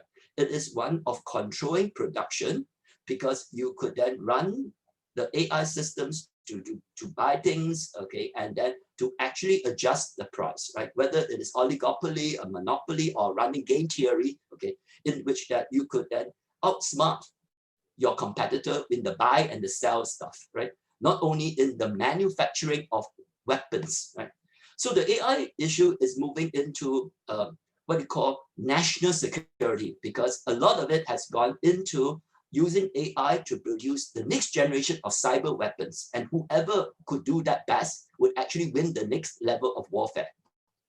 So in terms of whatever that's been lagged, which is like education, has not been changed for long, we could easily imagine that there will be an agent, is your personal advisor, your personal tutor, that would coach you and teach you about things that you never did learn, you never know, and you don't understand, and nobody has time to talk to you, right? This could be in the area of not only school, but in training. It could also be field management of people that are doing field work, in which that you need to make sure that there is enough quality control. It could be in HR and sales. So I give a few examples. These are the stuff that my company has done. So we call it ATAS, AI Take Action System, very cute stuff.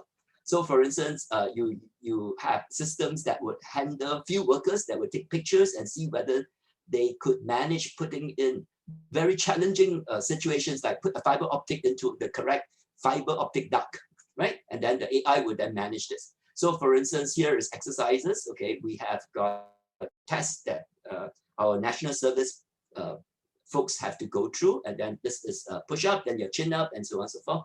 And then issues like building security, whether they're wearing helmets and so on. But more importantly is to be able to follow the actions, and then later on to do the recommendation and see whether it's done correctly. Right? Now, example of creative AI is like, here is an input image, and then you say that I'm selling paint, right? Can you repaint this in a new palette, right? Or here's an interior of a home, right? I want to repaint this house, okay? And this is an example. I give you another example of a picture that I've seen, right?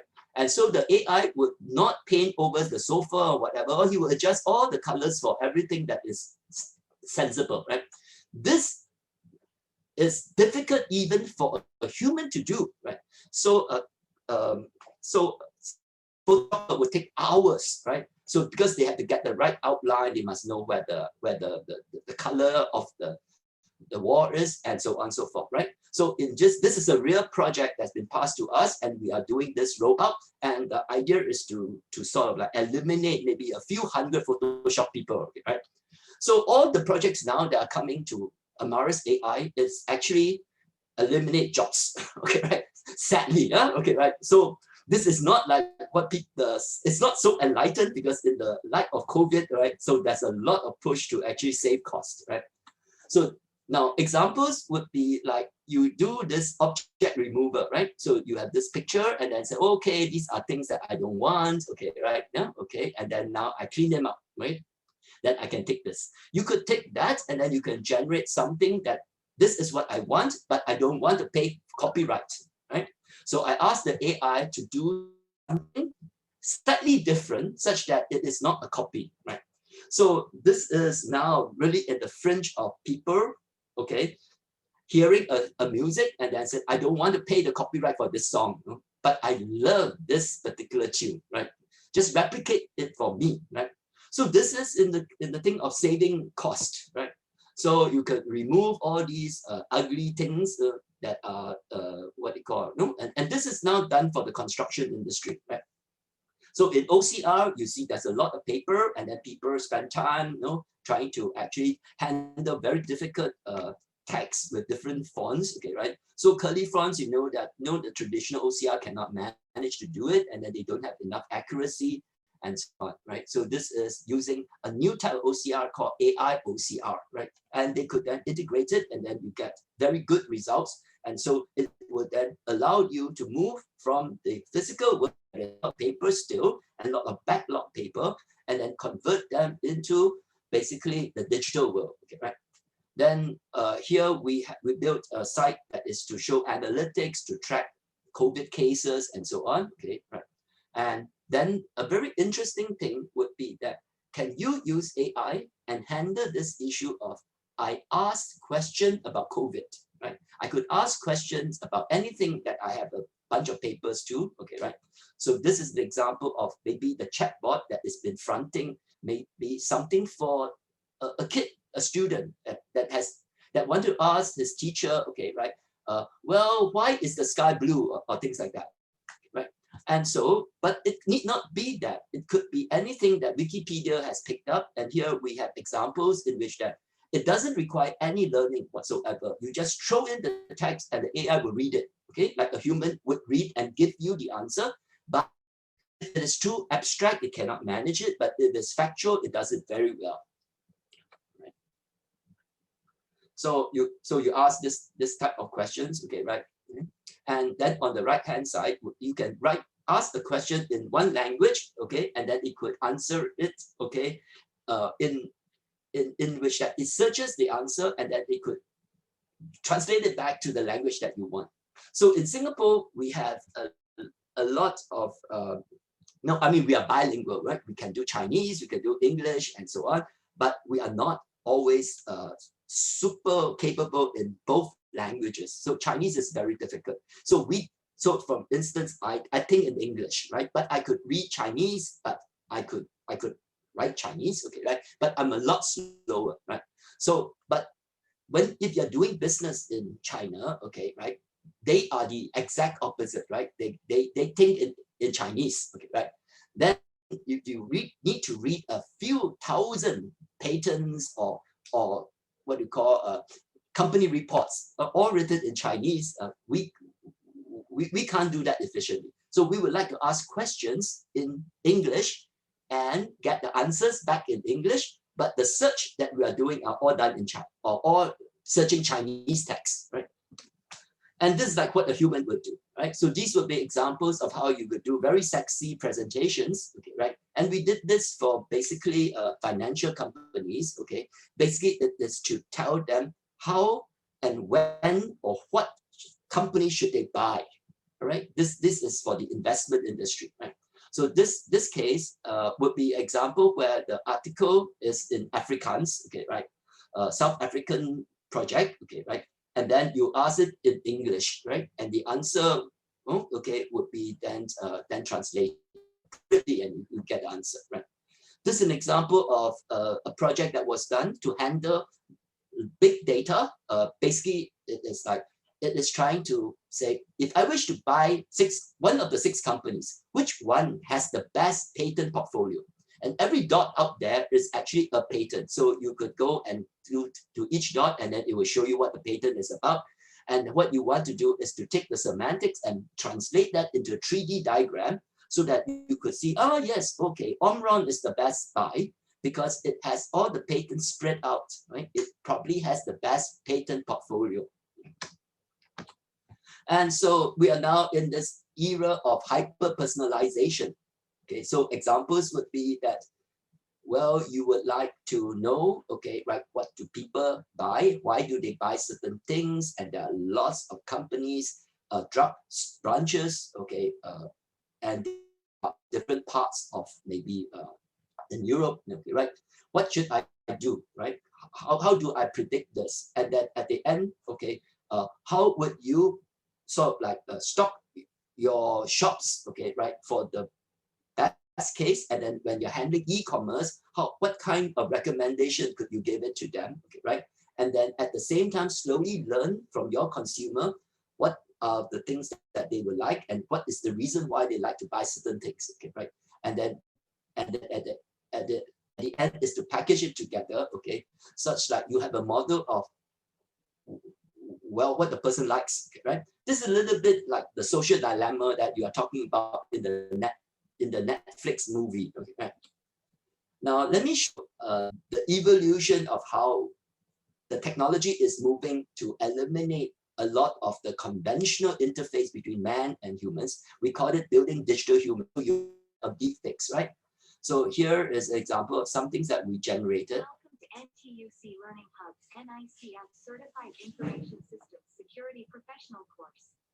right? So we did this for certification is the ideal credential for you if you have proven deep technical and managerial skills, experience, and credibility to design, engineer, implement, and manage their overall information security program to protect organizations from growing sophisticated. Halo, senang bertemu dengan Anda. Apa kabarnya hari ini? Okay, so this is not super refined because people would not be very comfortable if they cannot tell that this is a little bit artificial, right? So we know from psychology that you don't want the robot to be so human, okay, that you cannot tell, right? But you want it to be friendly enough, but you want it to be convenient enough that you could switch any avatar, and then the person can be your favorite girl, okay, right? Your favorite boy, okay, whatever you want. You can even design that person that you want it to be your favorite avatar. This person can be your salesman, this person can be your tutor, and so on and so forth, right? But more importantly, what we are trying to show is that we're trying to automate the production of e-learning content, right? So we could now create these delivery systems, okay? We could then take the systems and then we could also automate all the text that's input, and then we could ask the AI to generate the exam, the MCQ question, right? Just now you saw the question and answering system. We took a version of this and then we would be generating MCQ questions and so on and so forth, right? And so for many of these rapid response training systems that you want to do, okay, right? You see a lot of disruption, like for instance, suddenly Changi Airport, they have a new schedule, a new way that they have to clear passengers because of COVID, right? And so I need to teach all the handlers what to do, right? And so you only have time, maybe 5 days to produce some training material, right? And this is how AI comes in, right? Prof, Right. you Yes. have three minutes, please, left. Okay, yeah. So we have fleet management and monitoring. And then so AI is too important to ignore, okay, right? And so I talked about earlier this issue about national security, and now all these robots coming in, okay, and there will be jobs lost, okay, right? And I belong to the group that thinks that there will be tremendous risk in the loss of jobs, right? Now, this is the part about how AI can be easily attacked, right? So for instance, we call it adversarial attacks, in which that you have a stop sign and you paste a few things on top of it, and then at the end, it's no longer recognized to be a stop sign. You have public cameras, and then you put this little thing here, and then the guy is invisible, right? And so how does it work? These are black box attack. You have a panda bear. We generate this perturbation, okay, which is called an adversarial example, overlaid it. It still looks like a panda bear, and then yet now the AI said it's a given. Right? And you can do this for text. So for instance, like loan systems, spam detectors, fake news detectors, and so on. And the same type of adversarial attacks would work, right? So we do need to worry about AI security, right? Because now they're all widely available, and lots of it, okay, our awareness is almost zero, and there's very little defense, okay, right? Then in terms of policy, now the governments are all trying to come together and look at what should you do? How do you buy AI systems? What kind of advice should they take? Okay, right? And then there are all these issues about ethics and responsible AI. I put up a few of them. And now one of the key central principle is in managing the AI, we should not let it go run loose. Okay, right? There should be human oversight. Here we give 4 examples, right? AI can automate the decision making, but the human must supervise it. And if the AI makes a mistake, it should be easily correctable. And when it goes crazy, we should have a kill switch, and then we should soft land the AI.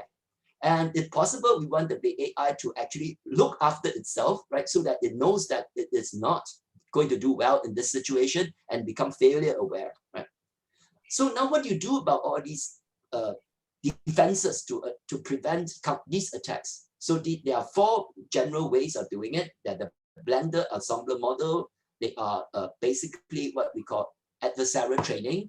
And then you can create a biowar, and then you can do distillation. And then finally, in conclusion, that now most of our governments are moving towards smart cities, and in Singapore is called smart nation, right? There are lots of stuff in the journey to become smart, to become a smart nation, to worry about. We need to worry about bias. We need to worry about errors and accidents. We need to worry about the cybersecurity, the regulation, the organizational transformation, and most of all, unhappy humans. That's all I have. Thank you. Yeah.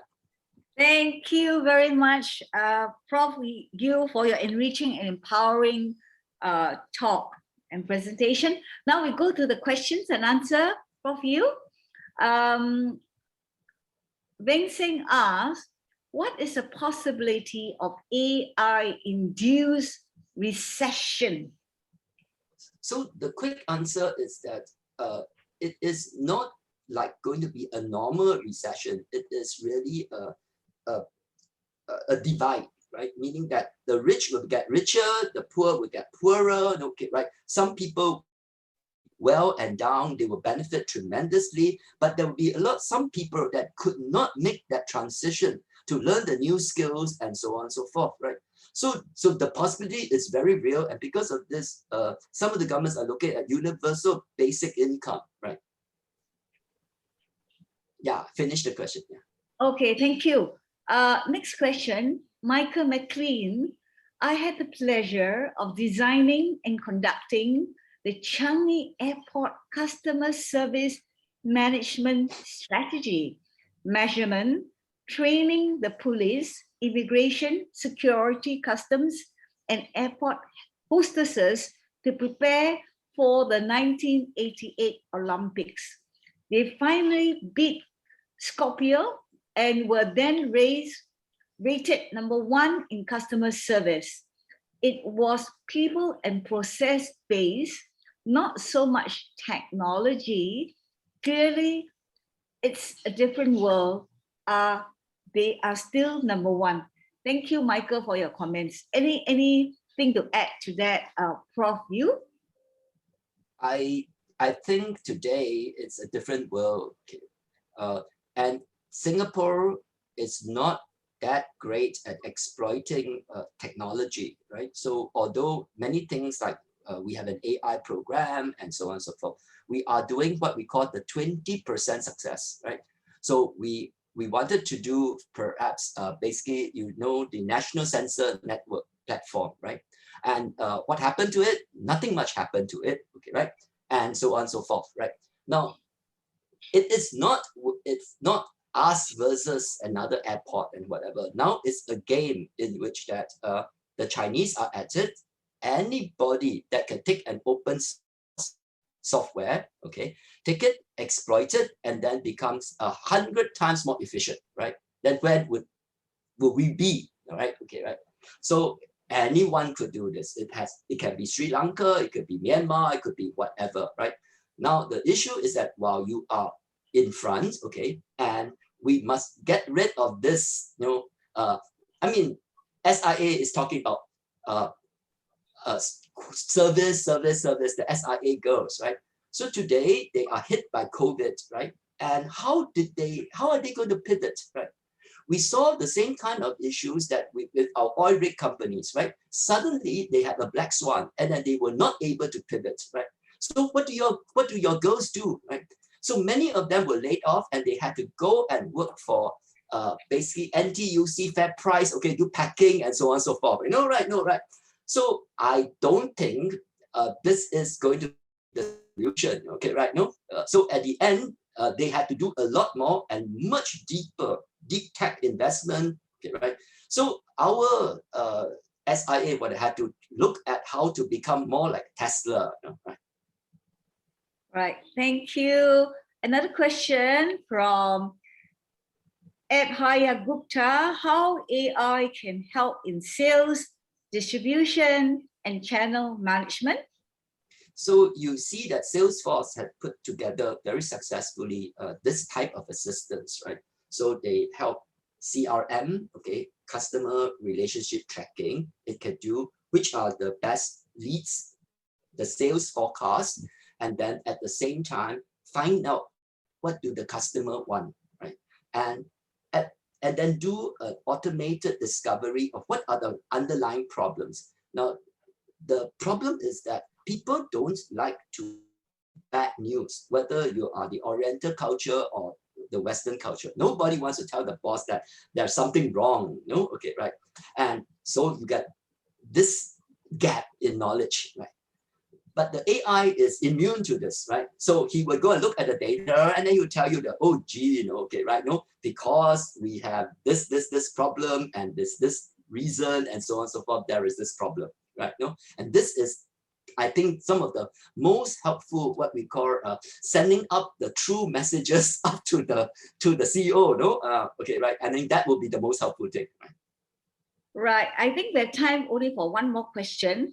But before I ask that question, I'd like to thank Michael McLean for your contribution to Singapore for designing and conducting the Changi Airport various application systems. Thank you, Michael. Now, Charles Chan, how would AI technology move on in view of its fast development? And how should human beings respond to live with AI in a smart city or nation like in Singapore? Okay, so the good news or the bad news is that the pace of AI technical upgrading is accelerated, right? To the point where it will later on be able to feed on itself, okay, and learn from itself. Right? So you saw that in AlphaGo and so on, right? It will play millions of games and then figure out things that the humans could not have known, right? Today, the AI is now figuring out, say, chemistry. You give it all the data and it could produce the periodic table, right? You give it the input of, say, what quantum mechanics are, okay? And then the CPU power to do the simulation. It could then figure out certain things like protein, virus, etc., etc. Now, when it goes to this level where the AI is producing its own AI, it's producing its next generation AI, and it would start becoming faster and faster. I think this is where people have to really decide, right? Do you want to have a break? Okay, right? How to control this crazy thing that comes smarter and smarter, right? Okay, that's one problem. Then the human aspect of working together in coexistence with very powerful AI is going to be a challenge, okay, right? At this level, we just say that, well, I'm good in this and you're good in this, we work together and then we coexist, okay, right? Okay, right. So it is like the Red Indians coexisting with the people with the Gatling guns, okay, right? No, right? Right. So we later on, the next level, it may not be like that. Okay, right? Okay, right? No, so because right. So we see how it goes, but I think at the end of the day, we see tremendous demand for AI training, right? So I'm besieged with demands from different universities asking me to create courses, especially those that doesn't require you to know mathematics, doesn't require you to know programming, right? Okay, so I get a lot of demand, and I'm very busy, okay, right? And at the same time, there's a lot of people asking for like, how do I solve this problem and that problem, okay, right? Okay, thank you. Thank you, Professor Yu, for all your game-changing stories and examples. We really appreciated your time today. Now we have to move on to Simon Tung, Regional Senior Director, who will talk about why cybersecurity matters in transformation. Simon, over to you, please. Thank you, Lydia. Thank you.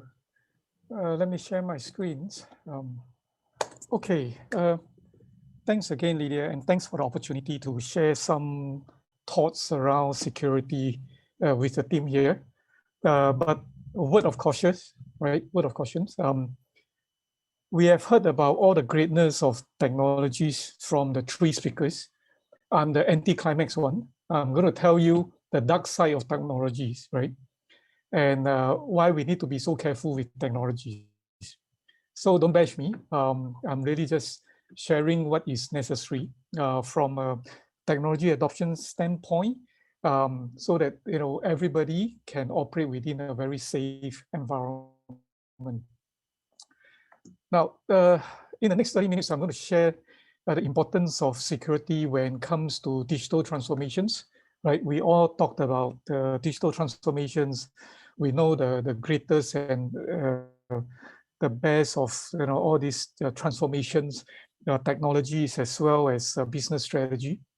But when we transform, right? When we transform digitally, then how do we then make sure we also transform securely, right? That's important.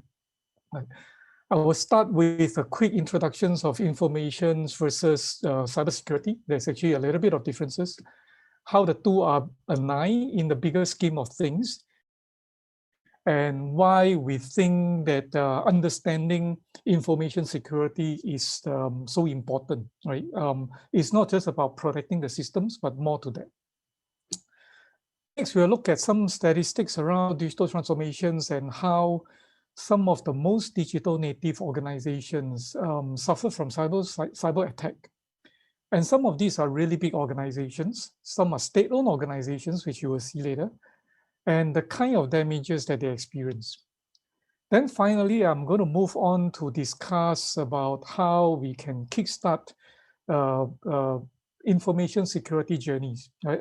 Information security journeys, and from a customer standpoint, from an end customer standpoint, and also from a consultant standpoint, right? I will talk about a framework that all of us probably can consider, and then I also talk about the security models for organizations that are embarking on the digital transformation journeys, right? So, as I said, I want to quickly align ourselves on what is information security and then cyber security. So first thing first is security is not just about technologies. It's never. That's never the starting point, right? Security is more than technologies. There's policies, there's strategy, and all those technologies is only enabling us to better defend ourselves. That is about it. And we do not want to adopt technologies for the adoption's sake, right? We want to adopt the technologies to support a particular objective. Now, so generally speaking,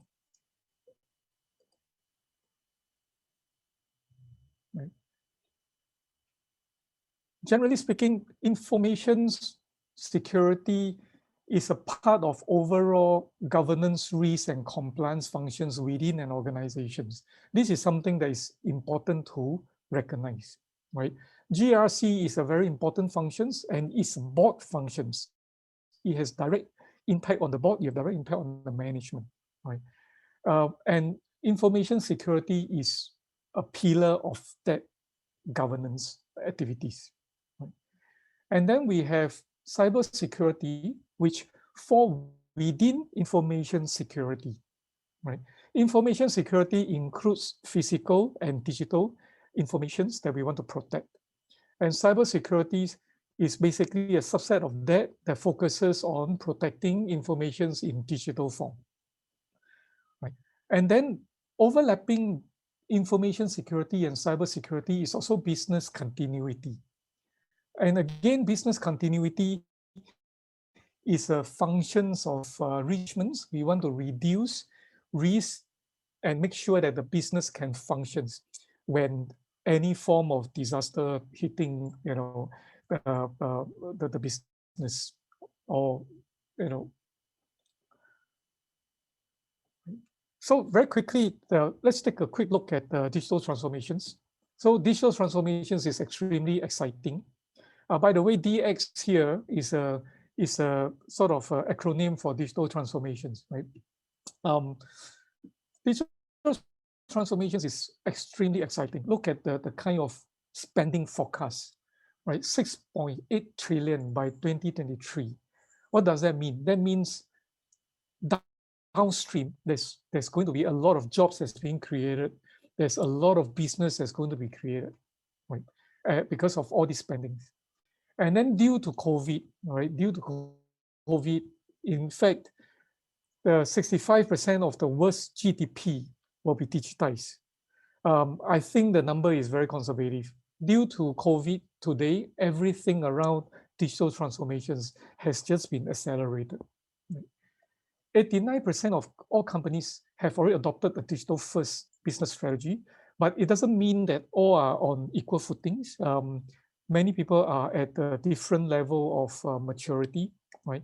And the top industries for digital-first, the business strategies, services, financial services, services in general. It can be consulting, it can be logistics services, so on and so forth.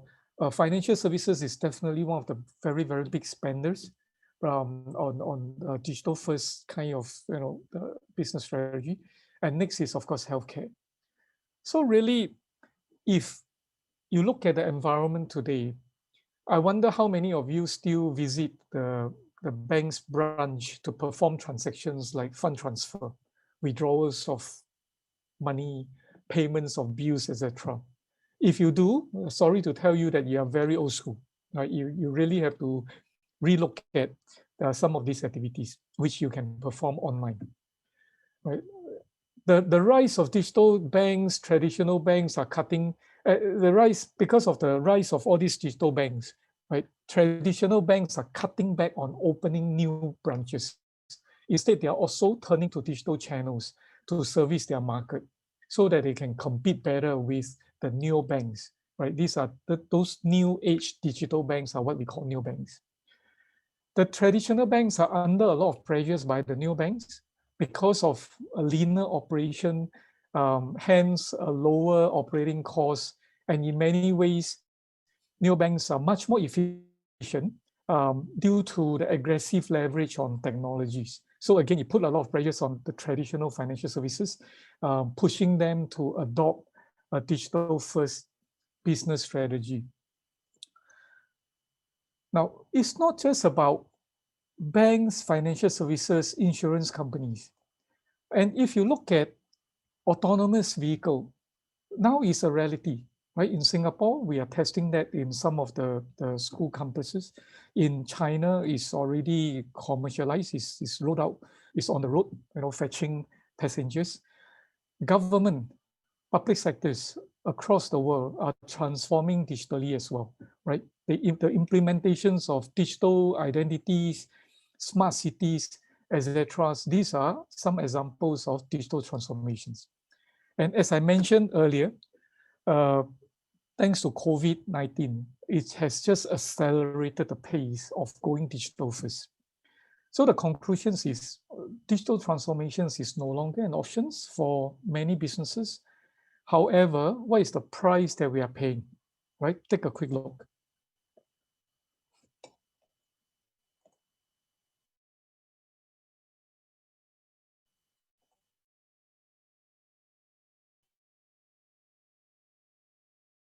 Here, more than 15 million users are affected in this particular data breach. 91 million data records were registered and was put on sale for $5,000 on the dark web. Only $5,000. 91 million data records, right? ST Engineering, a subsidiary of ST Engineering. And by the way, for those who didn't know, ST Engineering is a state-owned government-linked corporation in Singapore. So even they themselves are not spared. Contracts, details, projects, implementations, plans with various governments of countries like Peru, Argentina, government-related organizations like NASA, etc., were stolen, right? The contract details and project implementations plans were stolen. And these are extremely sensitive projects that we are talking about. So how to quantify, right? Again, last year, we saw a series of ransomware targeting hospitals, businesses in Thailand. Some of the organizations have paid up to $32,000 just to retrieve back their data. Right? Next is RedMart, one of a very popular grocery shopping platforms in Singapore. Now they are part of Lazada, they got acquired. And similarly, in their case, a set of personal informations were being stolen.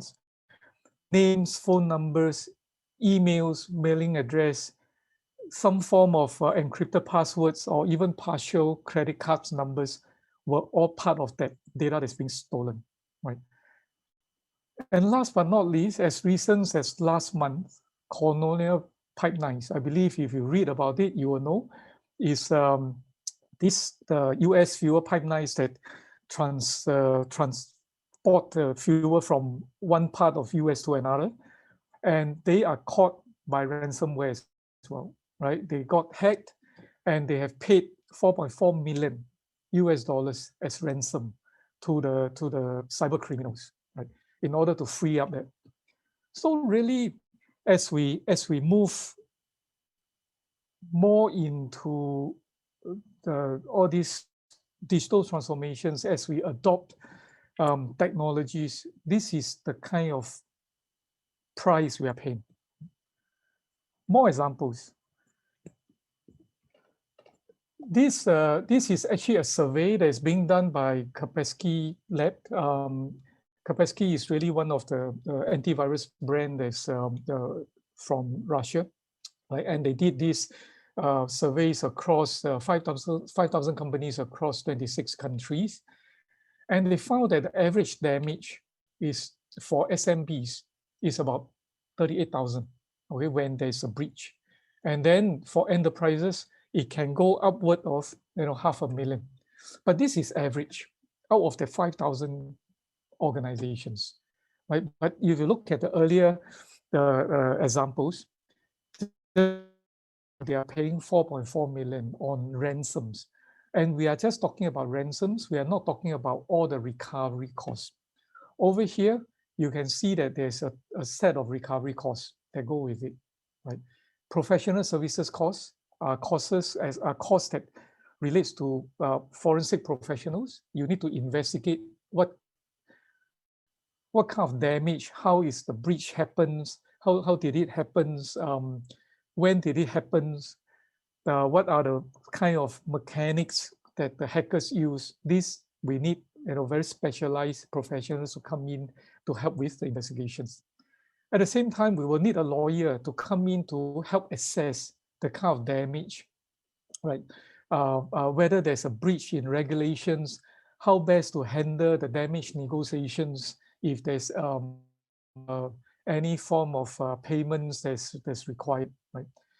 And last but not least, we need the PR professionals who comes in to help with the announcement, to help with the messaging, how to control, how to manage this particular disaster that's happening within the organizations.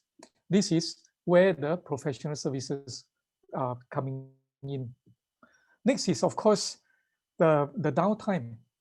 When such an instance happens, we will expect that the business got to put on hold, very quickly contain the damage and figure out what is it that is causing all these problems and how do we want to proceed, right? And there's also a loss of business opportunities, because when all these things happens, customers that come to know about the issues, they will probably want to distance away from doing business until things are settled, or at least operationally everything's being restored to a level that people has the confidence to continue dealing with the victim organizations. So really, when we look at security breaches, there's a lot of cost that's involved. There's a lot of damages to the reputations of the company. People start to stay away when something happens to a victim organizations.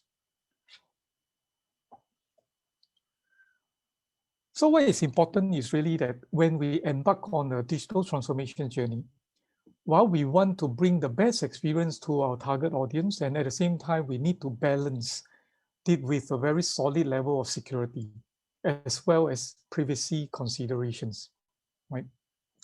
We can't simply reduce frictions for the sake of it. Sometimes some level of frictions will enhance the sense of security, right? Take for example, if you open a bank account online, and upon registrations, you have the account number, you can start depositing money into it. there's no verifications of who you are, there's no background checks, there's no verifications of emails, there's no OTP, how would you feel? You will feel very vulnerable. You are guaranteed that you're not going to deposit money, you're not going to do anything about the bank account. In fact, you may just call up the bank and check if anything is wrong. Next is data privacy. Not only the regulators are tightening on this to prevent any abuse usage of personal data, but many consumers are also woken to the fact that they should take their personal data very seriously. They want to avoid being scammed because the more information that is known of me, the more cyber criminals can use those data to scam me, to scam people who are related to me, right? And at the same time, we want to make sure that nobody is unreasonably monetizing our personal data.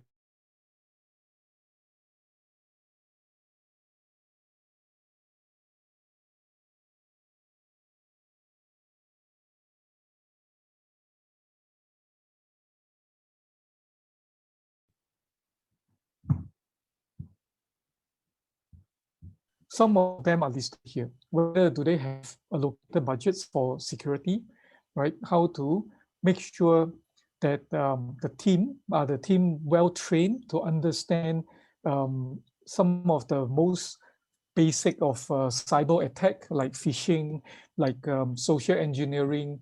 What are the do's and don'ts? What are the best practices that they should observe, right?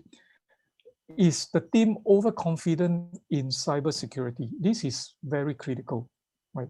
Many people thought that they have put in a set of technologies and they are well protected. No, it doesn't work that way. Sometimes the weakest link can be one of the employees, right? Sometimes the weakest link can be one of your contractors. And all these can just open up a big hole for intruders to come into the environment. And are we equipped to threats in real time? When everything's go online, we are subject ourselves to attack 24/7. Are we ready to handle the threats as and when it happens? The cyber criminals is not going to give us advance warning. When it comes, it will come right at you, right? And you probably come at a time that you are least prepared. And then how are you then going to activate the team to make sure that all these threats are being contained? And last but not least, is the team fully aware of regulatory boundaries? As I mentioned, there are a lot of regulatory the regulations that's being put in place, the expectations of organizations, the basic securities that need to put in place, the basic personal data that the protections that they need to observe. These are all the regulatory boundaries, right? That the organizations of.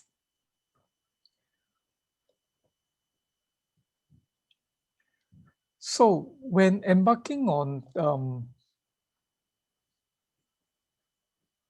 information security journeys, and organizations need to be really aware that cybersecurity, information security is not about the technology at all. A good starting point would be really to look at a framework to help them, right? And many of these frameworks that is widely available, they have very common security concepts. Whichever that an organization adopt is more or less similar, but there's a lot of overlappings, right? If you look at the 27,000, ISO 27,000 compared to a COVID or 2019 compared to a NIST cybersecurity frameworks. And in fact, you can always find a lot of cross mappings of all the various controls in the internet, right? So using a framework like this, it can actually help us to guide an organizations in determining their risk posture, understanding what are the important or critical assets that we want to protect, prioritize the security investment, there's no way that you can be 100% protected. The cost will be exorbitant, right? That's impossible for organizations to achieve that 100% mark. So we want to prioritize our investment. We want to protect what matters to us most, right? As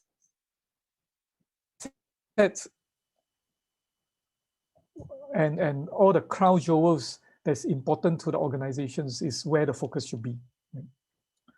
Security frameworks also provide a blueprint for putting together a set of security policies, right? Telling us how to behave, at what point in time, how should we communicate security, how should we manage risk, as I mentioned just now, the risk posture, how do we rate which asset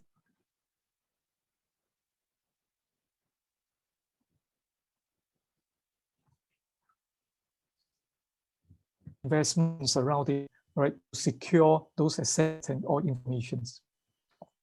And when there's a breach or when there's an incident, how do we want to communicate security to whom, and who are the stakeholders that we want to communicate to, and what are the content, how do we want to communicate those informations? All these are provided within a security frameworks. Another important question is really whether a formal certifications is beneficial. Most of the time, I would say for most of the commercial enterprises, this may not be mandatory, but for certain sectors, is mandatory. You just have to have certifications in place in order for you to even operate within that particular industry, right?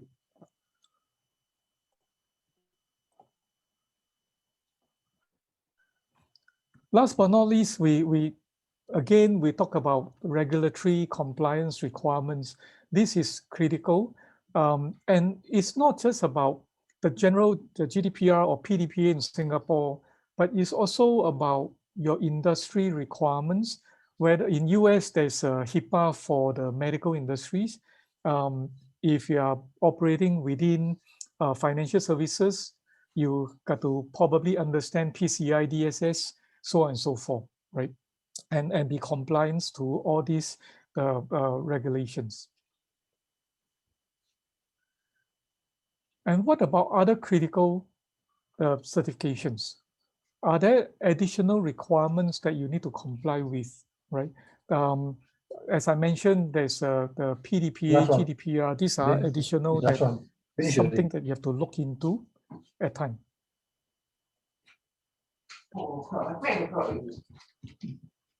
So I'm going to jump into one of the most widely adopted framework in the world. Why I use this? Because it's easily understood and is common enough.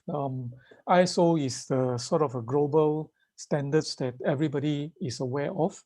Now, to start with, ISO is about, ISO 27000 is all about management of information security. It's not just cyber security alone. Cyber security is just a part of that, right? And it also leverages on the PDCA framework, Plan, Do, Check, Act, right? All the ISO frameworks will use a Plan, Do, Check, Act the methodology, right? To achieve, maintain and improve the alignment of security with risk, right? So as I mentioned, it starts with assessing the risk posture of an organization. We look at what are the critical assets. We evaluate the information that's critical to the organizations. Where do they reside within, right? If they are in the laptop, if they are in the data centers or they are in the servers, then we have to protect them.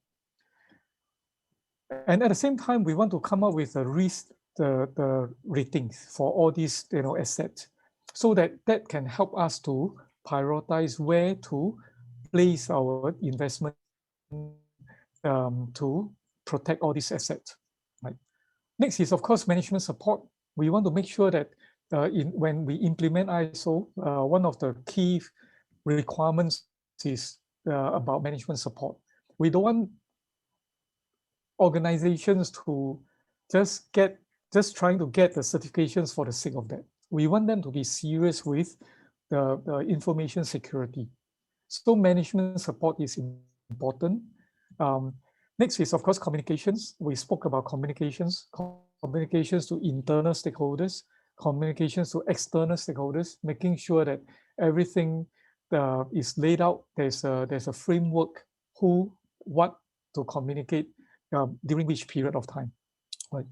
Last but not least is about continuous improvements. Right. The standards also requires the organizations to look into continuous improvements. The cyber attacks just now, I believe we saw from what Professor Yu mentioned, now there's AI versions. When there's AI versions of defense tools, you can be assured that there's AI versions of attack tools. So if we are not improving with time, if we are not evaluating our environment continuously, we won't be able to pick up all these new technologies that may come our way, right? So continuous improvements is important. And also as part of the 27,000, ISO 27,000 is 114 controls. These 114 controls look into many aspects of the business. HR, whether it's background checks, when we hire new employees, are we hiring the right person? Are we hiring a person who he claimed who he is, right? Is there a joiners, movers, leavers kind of policies in place, access management, right? So that we are granting them the right level of access within the organizations, so that person is not accessing the confidential information that he's not supposed to have access to. The good thing, as I mentioned earlier, information security is broader than cyber security. Hence, under ISO 27,000, we also look at physical securities. We look at the door access, surveillance cameras, there's monitoring the critical areas within the organizations, who have access to the office, who have access to the server rooms, right? All these are part and parcel of the 114 controls. We also look at contractors. As I mentioned, contractors is one of the weakest link within an organizations. If you look at some of the breaches of contractors, it's not because the organizations didn't have good policies. It's just that some of these contractors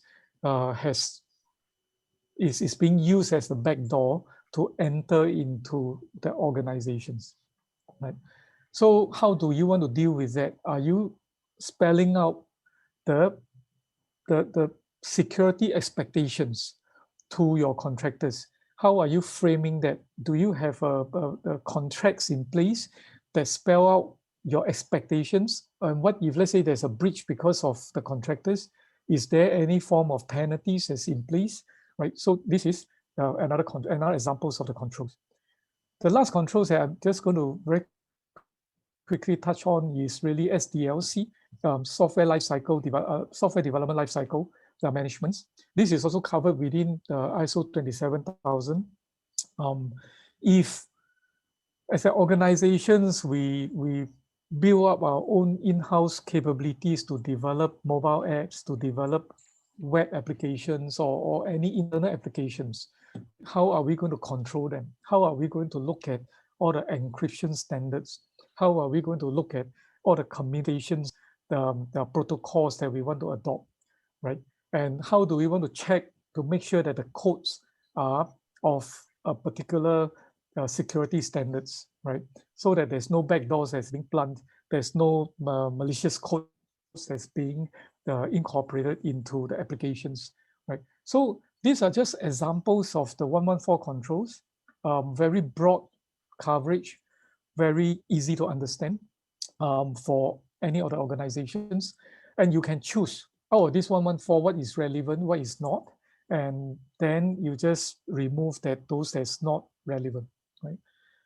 And another good thing about ISO is that it can be applicable to organizations of all types, whether you are government agencies, whether you are commercial organizations, you can always adopt 27,000 as a framework. And you have the options to choose whether ultimately you want to go for certifications or not, or you just want to purely use this as a framework to help you tighten up, the organization's controls, right? And what is more Simon, important? you have 2 minutes left. Okay, sure. I'm going to go real quick. Yes, thank you.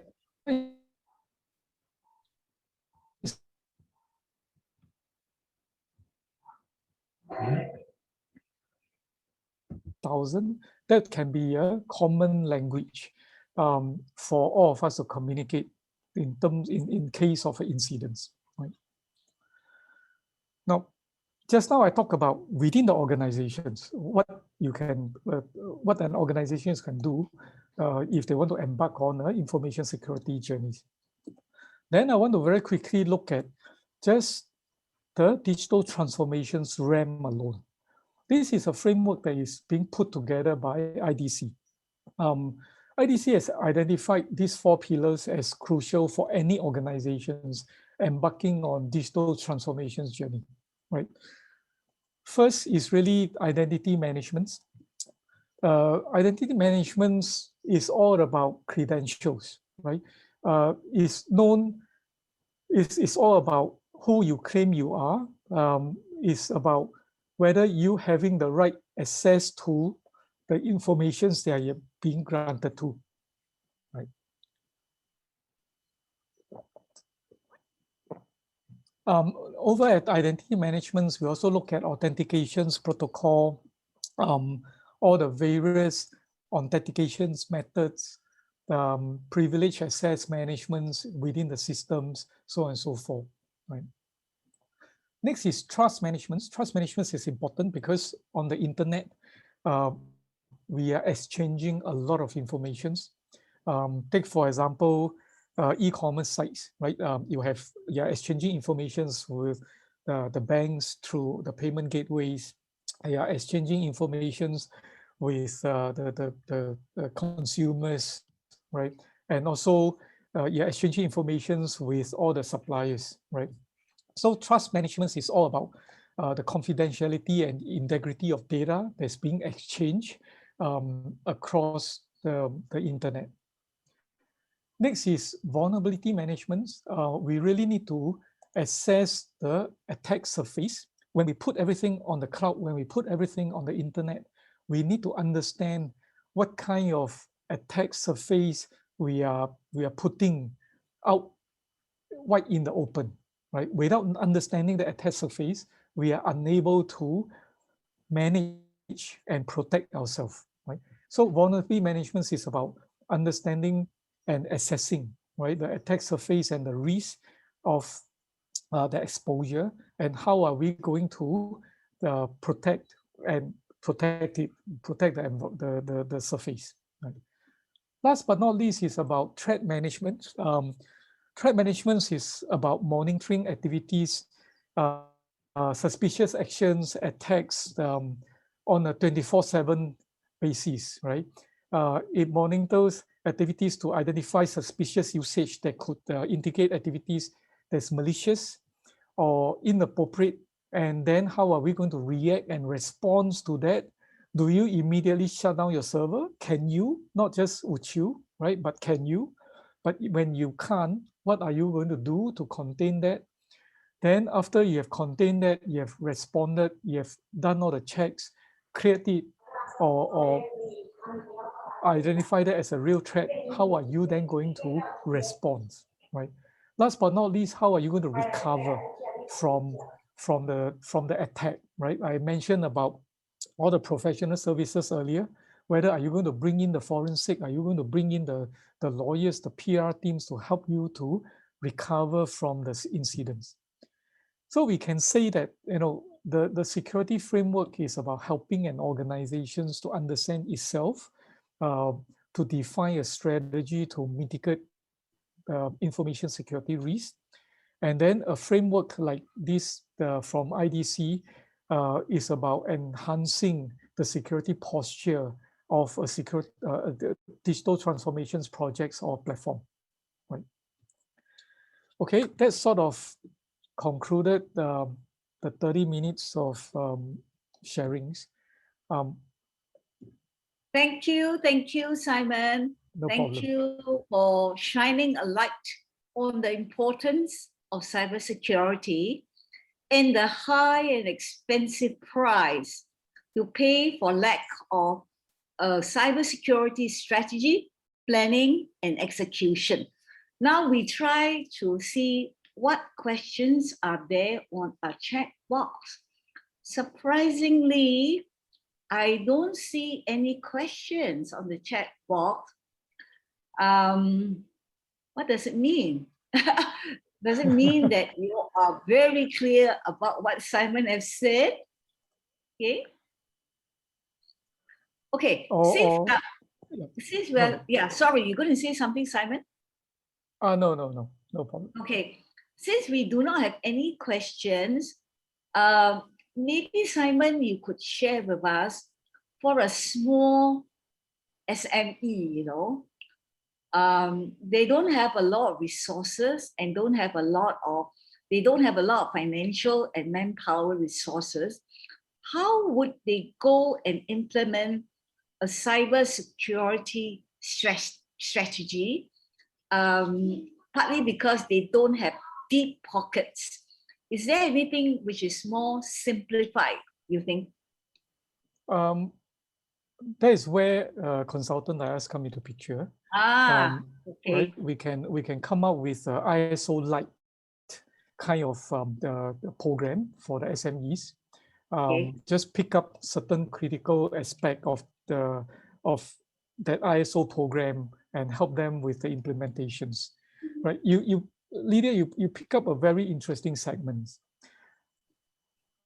In the past 6 months, I can almost name 4 or 5 incidents that has a direct linkages with all these SMEs. And SMEs is the cause to a bigger breach. You know, and because of that, organizations like MINDEF in Singapore, they are reviewing their set of supplies. The Singtel, they are reviewing their set of supplies and try to figure out, you know, if there's any requirements, security requirements that they need to put in place. So for the SMEs, it's no longer a choice. They really have to tighten up so that they are not that weakest link within the ecosystem, right?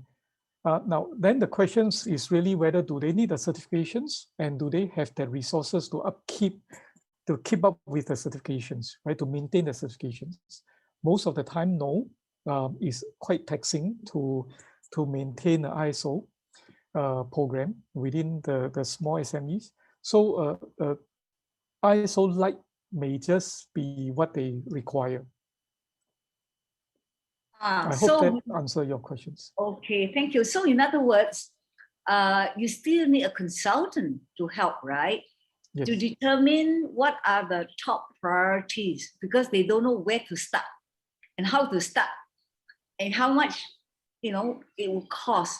So I guess a consultant would act as like a project manager who may not necessarily have the expertise in technology, but who will be able to outsource and help them to evaluate and manage the whole project from concept to implementation. Correct? Yep. Okay. All right. All right. And I will also encourage the community here to at least learn 1 or 2 such frameworks. They are not entirely the technical, right? Rest assured, they are not entirely technical. In fact, I would easily say that 60-70% are not non-technical. So understand the framework, be able to recommend the framework to the customers. That will help. Okay. So in other words, you have to partner with other professions, like you say, the lawyers and different stakeholders, widen your ecosystem so that you all can work in alignment for the success and achievement of the client, correct? That's correct. Okay, all right. Thank you very much. Looks like we have no more questions, but we are basically on time. Yeah, just on time. I would now like to invite our chair, ICMCI, who will in fact share with us, Dwight Mccarthy, chair of ICMCI, will share with us embracing a future of uncertainty. Over to you, Dwight. Thank you. Thank you very much, Lydia. I very much appreciate the invitation to address this group and to talk about the technology from a different perspective. It's really the intersection between technology and consulting, because technology and many other forces lead to disruption and uncertainty.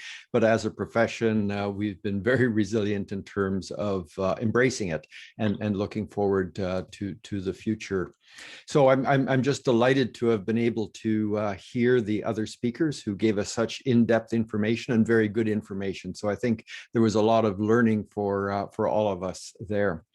I do represent ICMCI today. So in my role as chair of ICMCI, I've had great opportunity in my term to interface with management consultants from around the world and with institutes to understand what's happening. And I'm always invigorated by the strength of our global network in terms of the 64,000 plus members that we have throughout our 48 institutes and the over 8,000 certified management consultants. It's a great network, and I said it at the beginning and I'll say it again, this ability to share information in the way that we've been sharing it today is really what our profession is all about. So if we think about management consulting, the starting place I always like to go to is what is the value proposition that we have, because this is what proves our value to our client organizations. According to Source Global Research, the annual spend for consulting in the world is over US $250 billion. 60% of that is on management consulting, so it's about US $150 billion. There are a number of other sites, for example, IBIS World released its data just recently for 2020. They say it's $693 billion that is spent on consulting. But they have a much broader definition of consulting. And in fact, I'll be talking about that a bit in my presentation to you today. So whatever the numbers is, the bottom line that I want to present to you today is that management consulting is a global profession. It's a thriving global profession, and it has proven by the very fact that our client organizations are purchasing our services that we are adding value to those organizations. But it's become more difficult. 2020 was a crazy year in terms of COVID-19. It was a wake-up call for all of us in terms of how quickly such dramatic disruption can take place across almost all sectors, whether organizations were trying to pivot or whether they were trying to take advantage of the different mindset of consumers. It was a crazy time for our clients, and therefore a crazy time for management consultants as well. But I would like to remind you, in the years leading up to 2020, there were a lot of different emerging trends and factors underway that were impacting on us as a profession and on client organizations. Natural disasters have been increasing. Technology disruptions have been underway for the last couple of decades, if you start thinking back to Kodak or some of the more recent ones. There was the beginning of a global slowdown and recession, perhaps, and certainly recession throughout 2020, and it's unknown how quickly we'll bounce back. There's human disruption from many of the factors mentioned above, but just differences in the way people work and the way people react to each other and able to relate to each other. Trade disruption has been growing, and there's been increasing disconnects and tensions between major global trading partners and major global economies that are now disrupting the balance of power. So all of that to say is that business as usual is not an option, and technology is one of those major factors for that. But I just wanted to stress that whether it's technology driven or driven by other means, we as management consultants have to prepare for ourselves for a very different future for a number of different reasons. So I just wanted to highlight a couple of them. I won't be getting into the kind of detail in terms of technology that the previous speakers have. I'm just delighted that I was able to learn so much from them. But what I would like to do is supplement it by coming at it from the layperson's perspective, if I can use that word, in terms of technology. One of the huge insights that was an eye opener for me is around artificial intelligence and the very fact that it does learn in such different ways. And this was a state in the United States that decided that they were going to scan all of their cancer X-rays over the past decade, whatever they had available, and have all of those X-rays scanned into their system, and they used AI to do that and to do an analysis. Now, of course, each one of these X-rays had been reviewed. They were all precancerous, but what was found by the AI was amazing in that the AI was able to detect a correlation between some very small dots on lungs that were very highly correlated with cancer later on. So this is something that any individual physician looking up at the X-ray couldn't see or would not be able to diagnose, because it was so small and it was so random, appearing random on a case-by-case basis. But when you look across all of the records and you do that analysis of knowing of what the outcome is of all of those, this pattern was identifiable. So AI can do things in a way that humans cannot. However, there's the other side of the coin. This is a tournament that was held in California in pre-COVID days, and it was the chess playing tournament.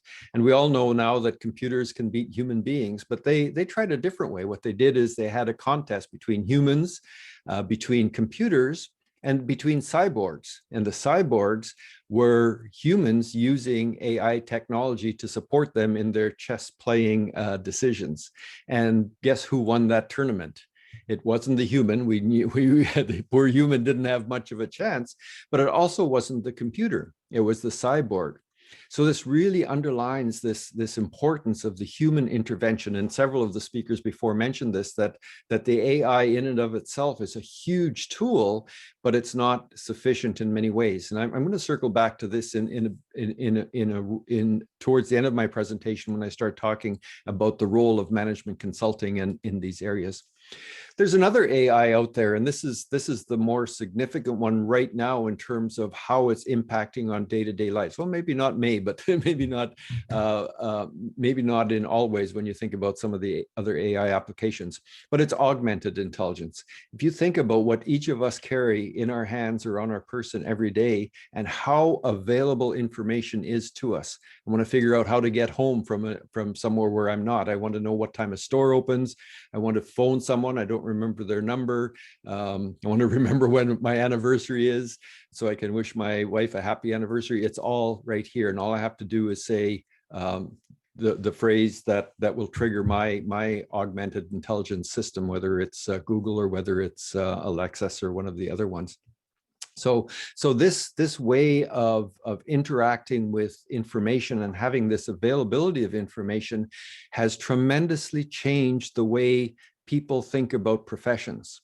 So management consulting is among those, but all of the professions are impacted in this way. Think about the medical profession and how you yourselves interact with the medical profession now compared to even a decade ago.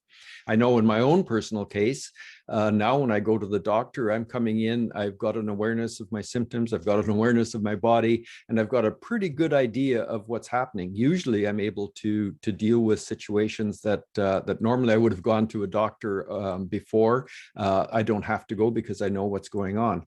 So the doctor really now is kind of just that final check mark in terms of confirming that my self-diagnosis is correct.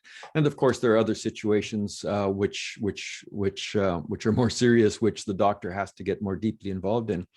But the similar aspect is now starting to happen in organizations with regard to professions such as management consulting. And I call this the Uberization of consulting.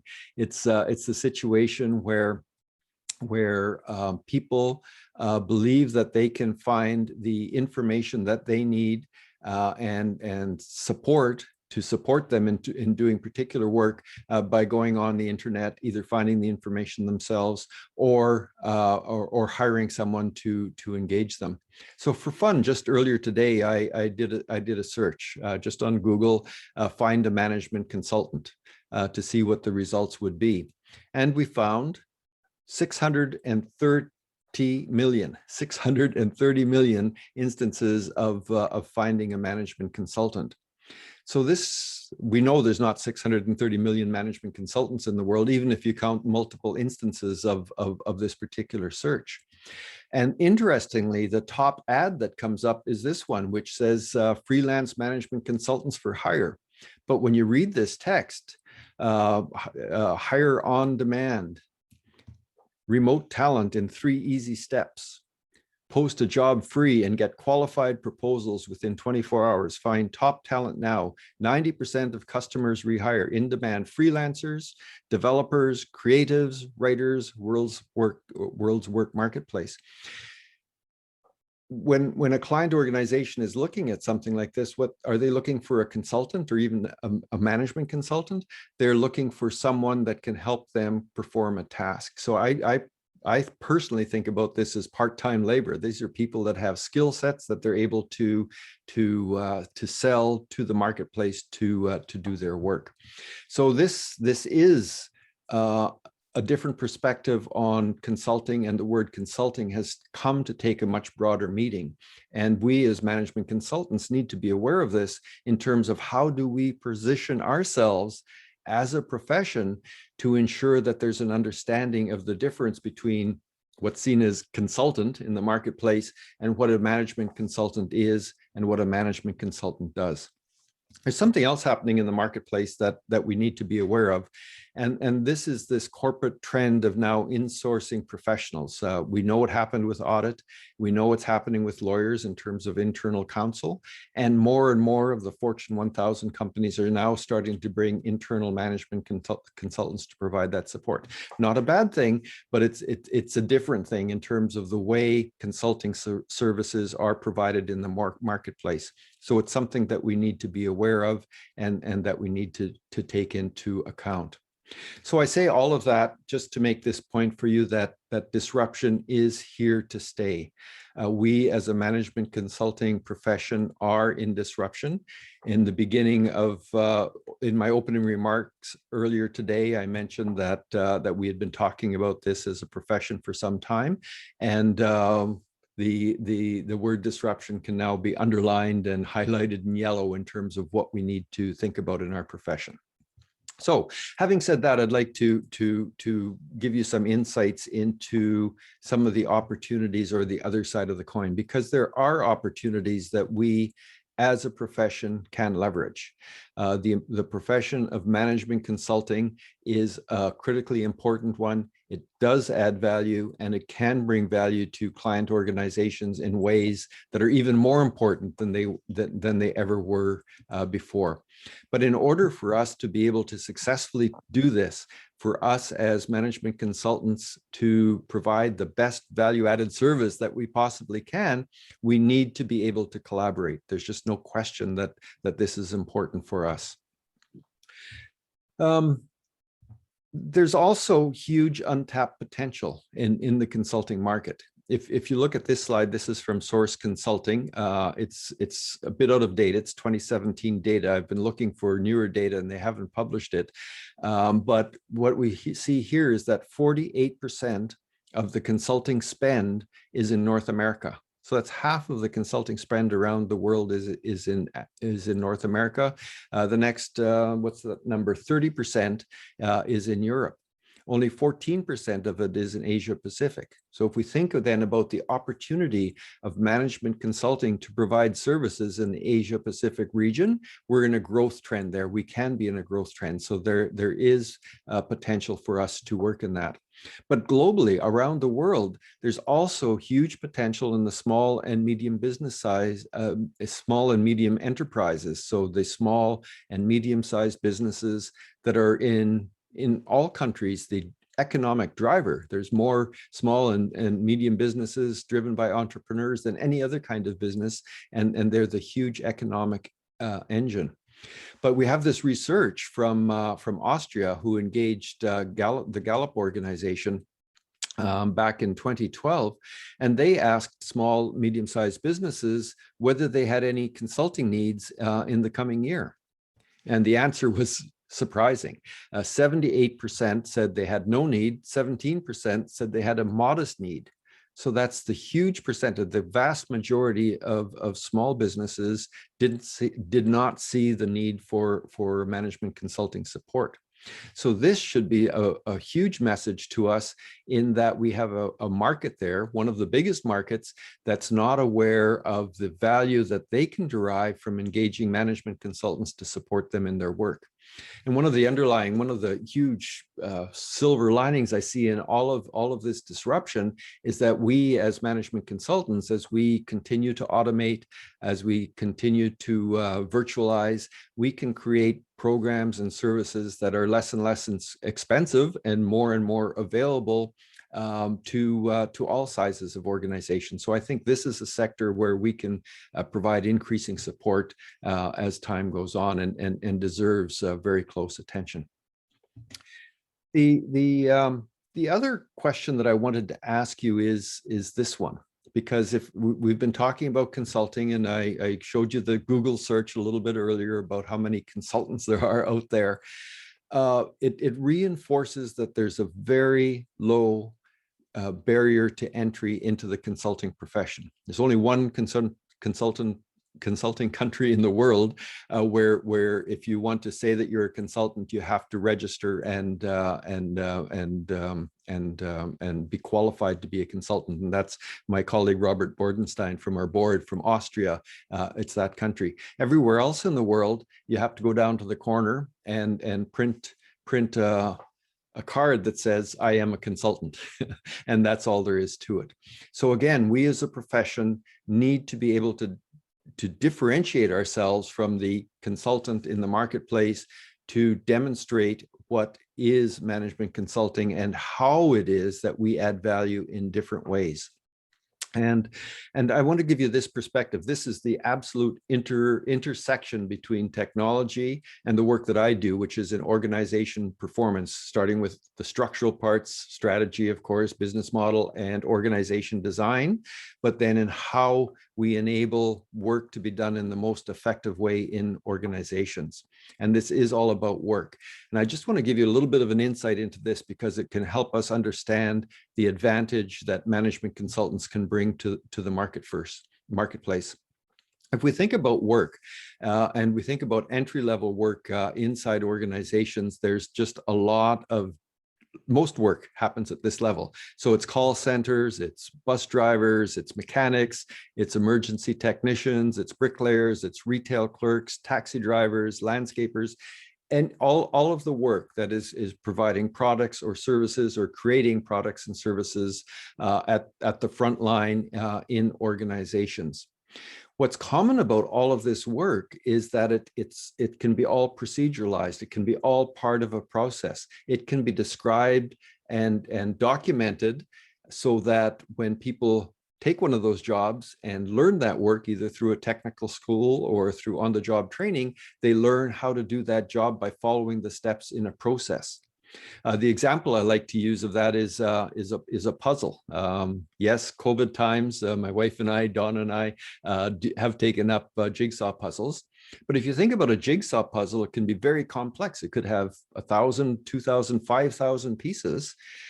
So it can be complex, but there's only one way, there's only one solution. Each piece is individual, can be described, has a shape that can be described, and they only fit together in one particular way.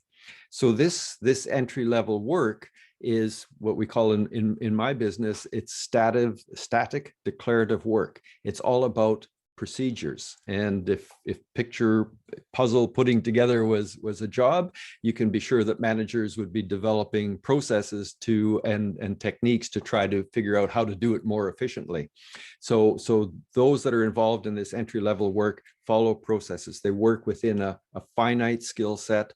There's a finite number of decisions that are possible, and it can be documented, and it can be automated because of all of those aspects to it. But if we move up to the next level of more complex work in organizations, here we're talking either managers of those entry-level workers who are now no longer working within a procedure, they are now developing the procedures.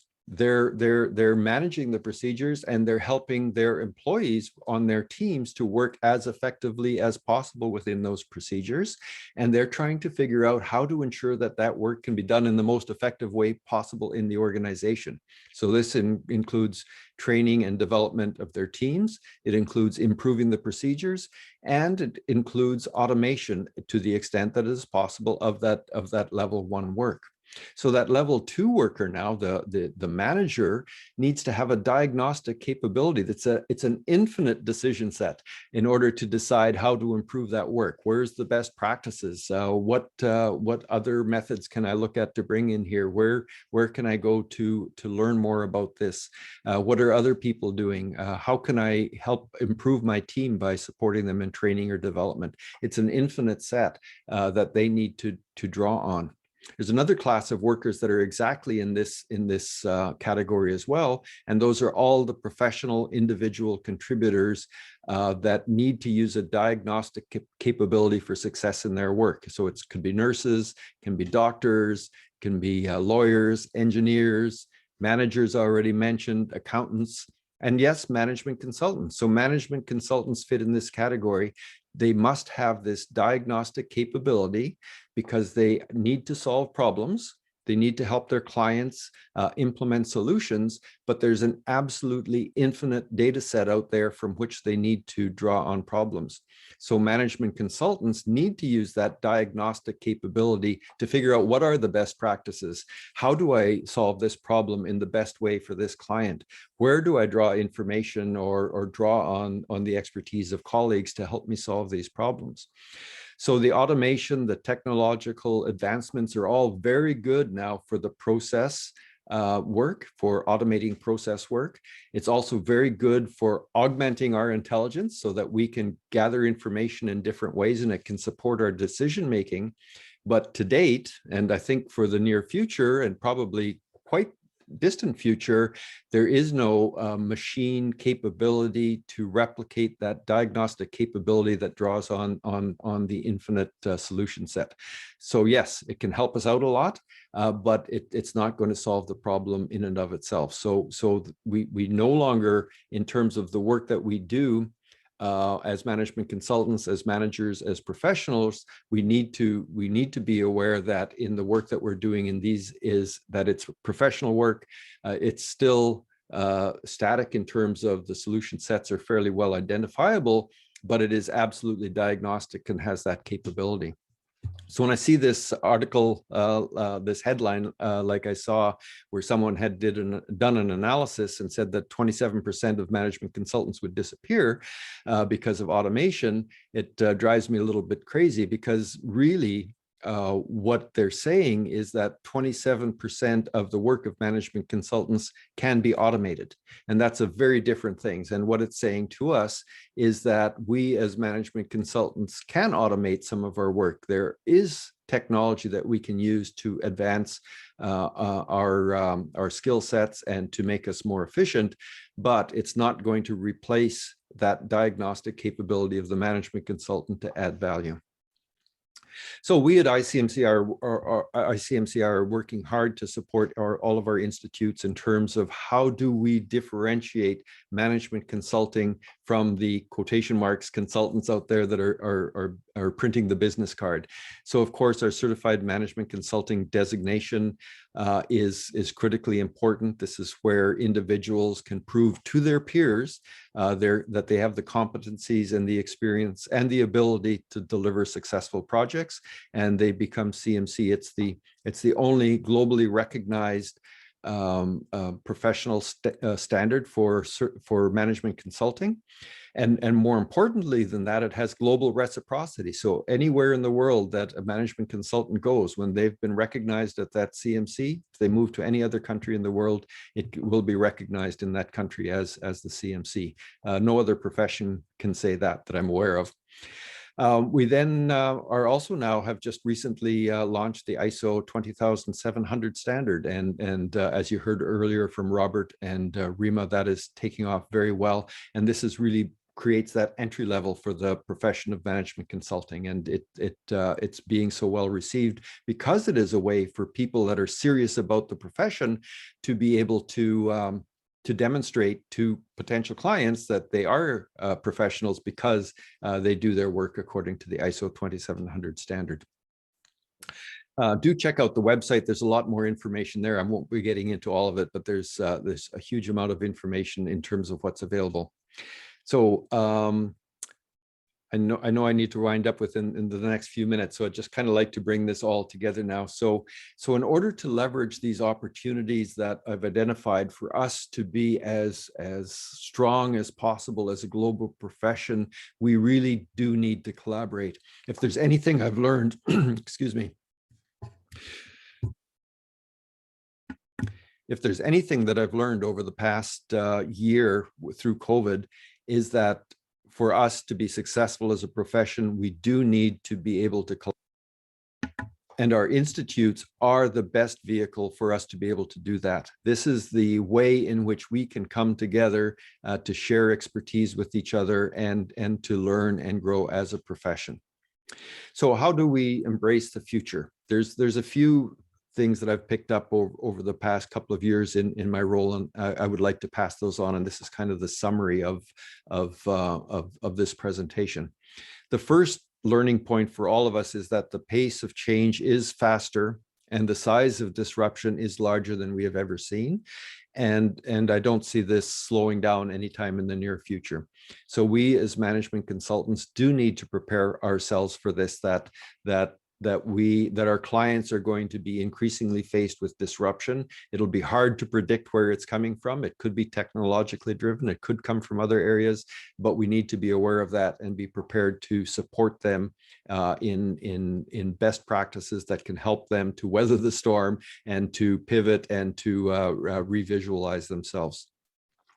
We as management consultants ourselves must lead in digitization and virtualization. So we need to lead the way in terms of understanding what it is about the work that we do that can be automated, digitized in whatever way, so that we can be more effective, more efficient, provide better services at lower costs.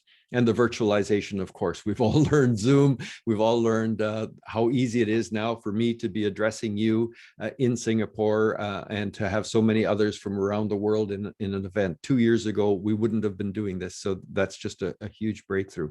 But the virtualization has another huge impact, is that any management consultant anywhere is able to converse with any client anywhere. So the borders are starting to come down as well. So, but if we lead the way in the digitization and virtualization by our learning, we are able to learn and demonstrate success with our own firm, and we can use that to support our clients in ways that they need. We need to continue to broaden our client base, both in terms of smaller, medium-sized businesses. We need to provide more services there, and we can broaden our service, our client base to other parts of the world, either other parts of our country or in other countries. we need to recognize that the future is uncertain and that there won't be easy answers. And this is where we as management consultants really earn our keep, because they pay us the big bucks because we can come up with effective solutions. The kinds of problems that organizations are facing can be identified in Google. They can find out that other organizations are facing those same problems, but the actual implementation of how you make changes that will at the root cause level, improve performance, really need that diagnostic capability of a management consultant. And then finally, collaborate. Collaborate is my main song that I sing whenever I talk to our groups.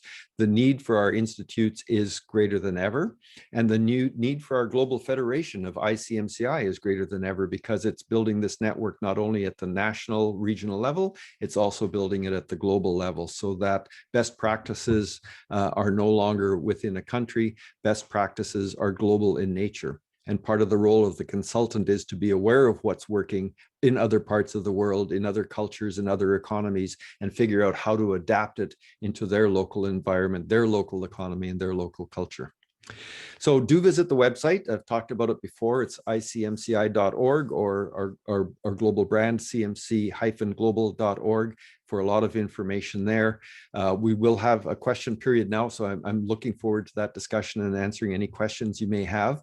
But if we don't get to everything, or if you think of a question later, feel free to send me an email. I'm always happy to answer and to enter into a discussion about these things, and happy to connect with you on LinkedIn or Facebook, whichever your preferred social media is. So thank you very much for your attention. I know it's been a lot of information that you've been bringing in, so it's been my pleasure to share this different perspective with you, and to thank you. And now give it back to you, Lydia, for any questions that you might have. All right. Thank you so much, Chair Dwight, for sharing the ICMCI roadmap and the steps forward. Now, do you have any questions? Anybody, any question to ask our chair? Any questions from the floor? Oh, James Yee. Okay, James is from A-Star, our fantastic partner. Do you foresee, oh dear, I hope the speaker is here. Do you foresee chat box becomes a real challenge for consultation work? That is to provide more than just verbal advice on a report generated. Yes, you are right, that the ability to generate real collaboration leads achieving real outcome may differentiate consultants from a mere robot chat box. Now, any speakers present would like to comment on this? Any volunteer? I can talk, yeah. Yes, please. Yes, please. So this is Professor Yu. In just, I don't think it will be anytime soon. It will take at least another 10 years, 15 years, because consultants is the agent of trust. Right? So Okay. they don't, it is not it's not an issue of providing information or specific strategy and so on and so forth. So at the end, generally, it is not directly a problem-solving issue, right? So consultants are there to actually give the customer courage, right? To help the customer navigate, right? To give this sort of a bigger holistic viewpoint in which that the person wants a dialogue, and the dialogue is very personal, right? So I don't think anytime soon you will get humans consultants be replaced by robots, okay, right? Okay, right? But we don't know how it will fare 15 years from now, okay, right? Because some of the issues are not within control, because although you are agent of trust, the internet giants are coming in to intercept the agents of trust, right? So they are going to form bridges in which that they do not want their customers, right, to go to other people, right? So they will be forming formations and constructions to block people from accessing open opinion and other things, okay, right? So we think that there will be this issue in which that the giants, okay, like Alibaba, or Google or whatever, they will be active and making themselves the agents of trust, right? Okay, like IBM and whatever, right? So this will really be the bigger competition. Okay, I pass on. Okay, thank you so much, Prof. Yu. And thank you, James from A-Star, our partner with IMC Singapore. Thank you, James. Now, a question for Dwight from Ahaya Gupta from India. How do you see the future of independent consultants in sales and distribution, channel management domain? Over to you, Dwight. Thank you very much, Lydia. If perhaps as the introduction to my answer here, I'll also comment on the last question, because I think it's really intriguing, and I thank Professor Qian Xiang, because I think that's exactly correct. We don't know what's 10 or 15 years out, and with the advances in computing, maybe we might get diagnostic capability, but I haven't seen it so far, but it may be coming. But if we think about client chat box or any other type of sharing of information, that's always good. So if anyone can gather information in a way that's helpful to them, it's really good. Part of the issue, though, is so often the problem that the client identifies is the symptom of a root cause issue that's much deeper in the organization. So on Chatbox or on a Google search or reading a book, they come back with what they think is the solution to the problem, but they're really only addressing the symptom. And it's almost like my doctor analogy earlier. It's like giving an aspirin for a fever. The fever will go away for a while, but you haven't solved the underlying problem. So as a result, the fever is going to come back because the patient is still sick. So it's exactly the same in organizations. What are those root cause, fundamental, systemic issues that are presenting those symptoms that need to be solved? And you can't do that over chat box. And similarly in sales, distribution, channel management, any of the other specialties, where is the value add for the consultant to sit down with the client to help them learn how to be more effective and more efficient?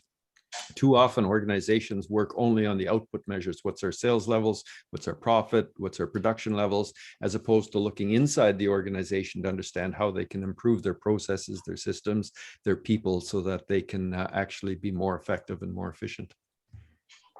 Thank you. I think that's a comment from India. Chandra, he says, this was quite, I think more for Dwight. He said, this was quite useful, Dwight. I feel that we should also host local events. At IMC India, we do a monthly knowledge sharing session. This can only help us all to be familiar and comfortable. Further, that will enable more collaboration. Okay, so maybe if you want more of that collaboration, Chandra, you can take this offline with ICMCI. Contact Rima if you don't mind. All right. Any other questions that you want to ask? No, I just go on to the closing. Just bear with us a few, couple of minutes. First of all, I would like to say, we all know that for the since last March until now, it has been a period of crisis, pivoting, and game changing with no end date in view. In this digitalization race, as consultants, we have to move beyond plain vanilla consulting in this new touchless industry. I feel that we need to shift our mindset from a trusted advisor to a trusted digital catalyst or enabler as consultants for business continuing planning. We need to help clients to raise the level of digital maturity, that is digital quotient. You know, when we talk about IQ, EQ. Now we have to talk about DQ, which means digital quotient. Acceleration, it must be, in addition to digital acceleration, it must be digital resilience, helping clients cultivating and sustaining a digital infrastructure and culture, digital fitness and capabilities, digital talent management to achieve digital success for both clients and our employees, not just to survive, but to thrive. So with our multi-pronged strategy, we shall weather this crisis to deal with both the expected and the unexpected, the known and the unknown. On behalf of ICMCI, grateful thanks to all our speakers, Professor Xiao, Professor Yu, Jenny, and Simon, and not least, but all our colleagues and friends from the following IMC present today. They were from or are from IMC USA, Canada, New Zealand, Finland, Hong Kong, Bulgaria, South Korea, Taiwan, Japan, India, Austria, and of course, Jordan. So please stay on. I have one more slide. Yinfu, can I have the last slide, please? Yes, before that, I hope the illustrious speakers have given you golden nuggets and learn from the collective wisdom of the different speakers. I'd like you to self-reflect on 3, 2, 1. 3 things that you have learned, 2 concepts you explore or discuss, and 1 change you will make going forward. This is for your self-reflection. All right. Now we are going to show you the QR code. Can we show the QR code? Right. The QR code here, please scan the QR code if you want the CPD certificate to be sent to you. Please scan the code and complete the survey. We really value your survey. We really value your feedback. And please let us know, because if you do not complete this QR code, we will not be sending you the CDP certificate. Now, before we say goodbye, do you have any questions you'd like to ask in general? Any questions from anyone? You could speak up if you like to. Anyone? Yes, Wing Sing here. How can we follow Yes, up with the how can we follow up with the speakers with regards to the Q&A? Oh, I think what you can do is this, you could send your questions to us and we'll forward to the speakers. All right? Okay, thank you. Okay. Any other question, general questions, or question you think we didn't have time to ask the speakers, and if the speakers are still around, we could ask the speakers, all right? I wonder why we have the scratches. Anyway, never mind. Any other questions before we say goodbye to everyone? Because really, you all have been so good to stay right to the very end, and we really appreciate your precious time.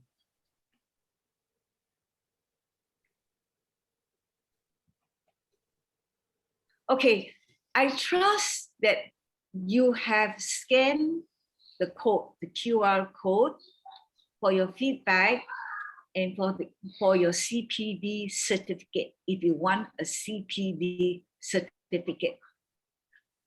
Oh, someone raise hands. Did anyone raise their hands? No, huh?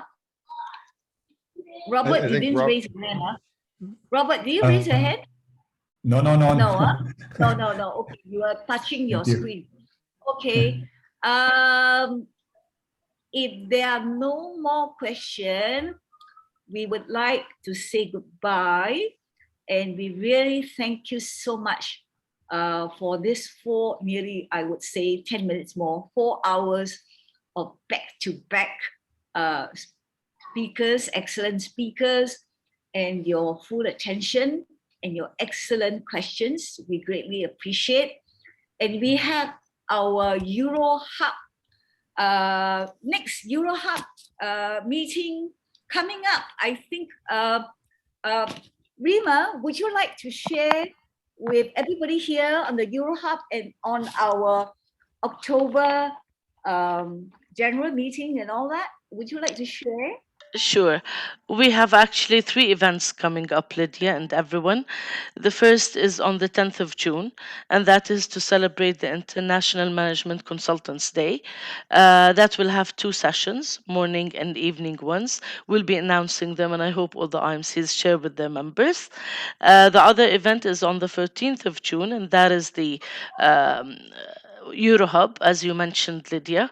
That will also be sent to everyone with the detailed agenda and the registration information. The final events that are taking place in October are on the 14th of October, we have our annual meeting. That will be in 2 sessions, and in between we will be having some sort of webinars and some sort of a conference in order to also make sure that information is shared during the hours in between.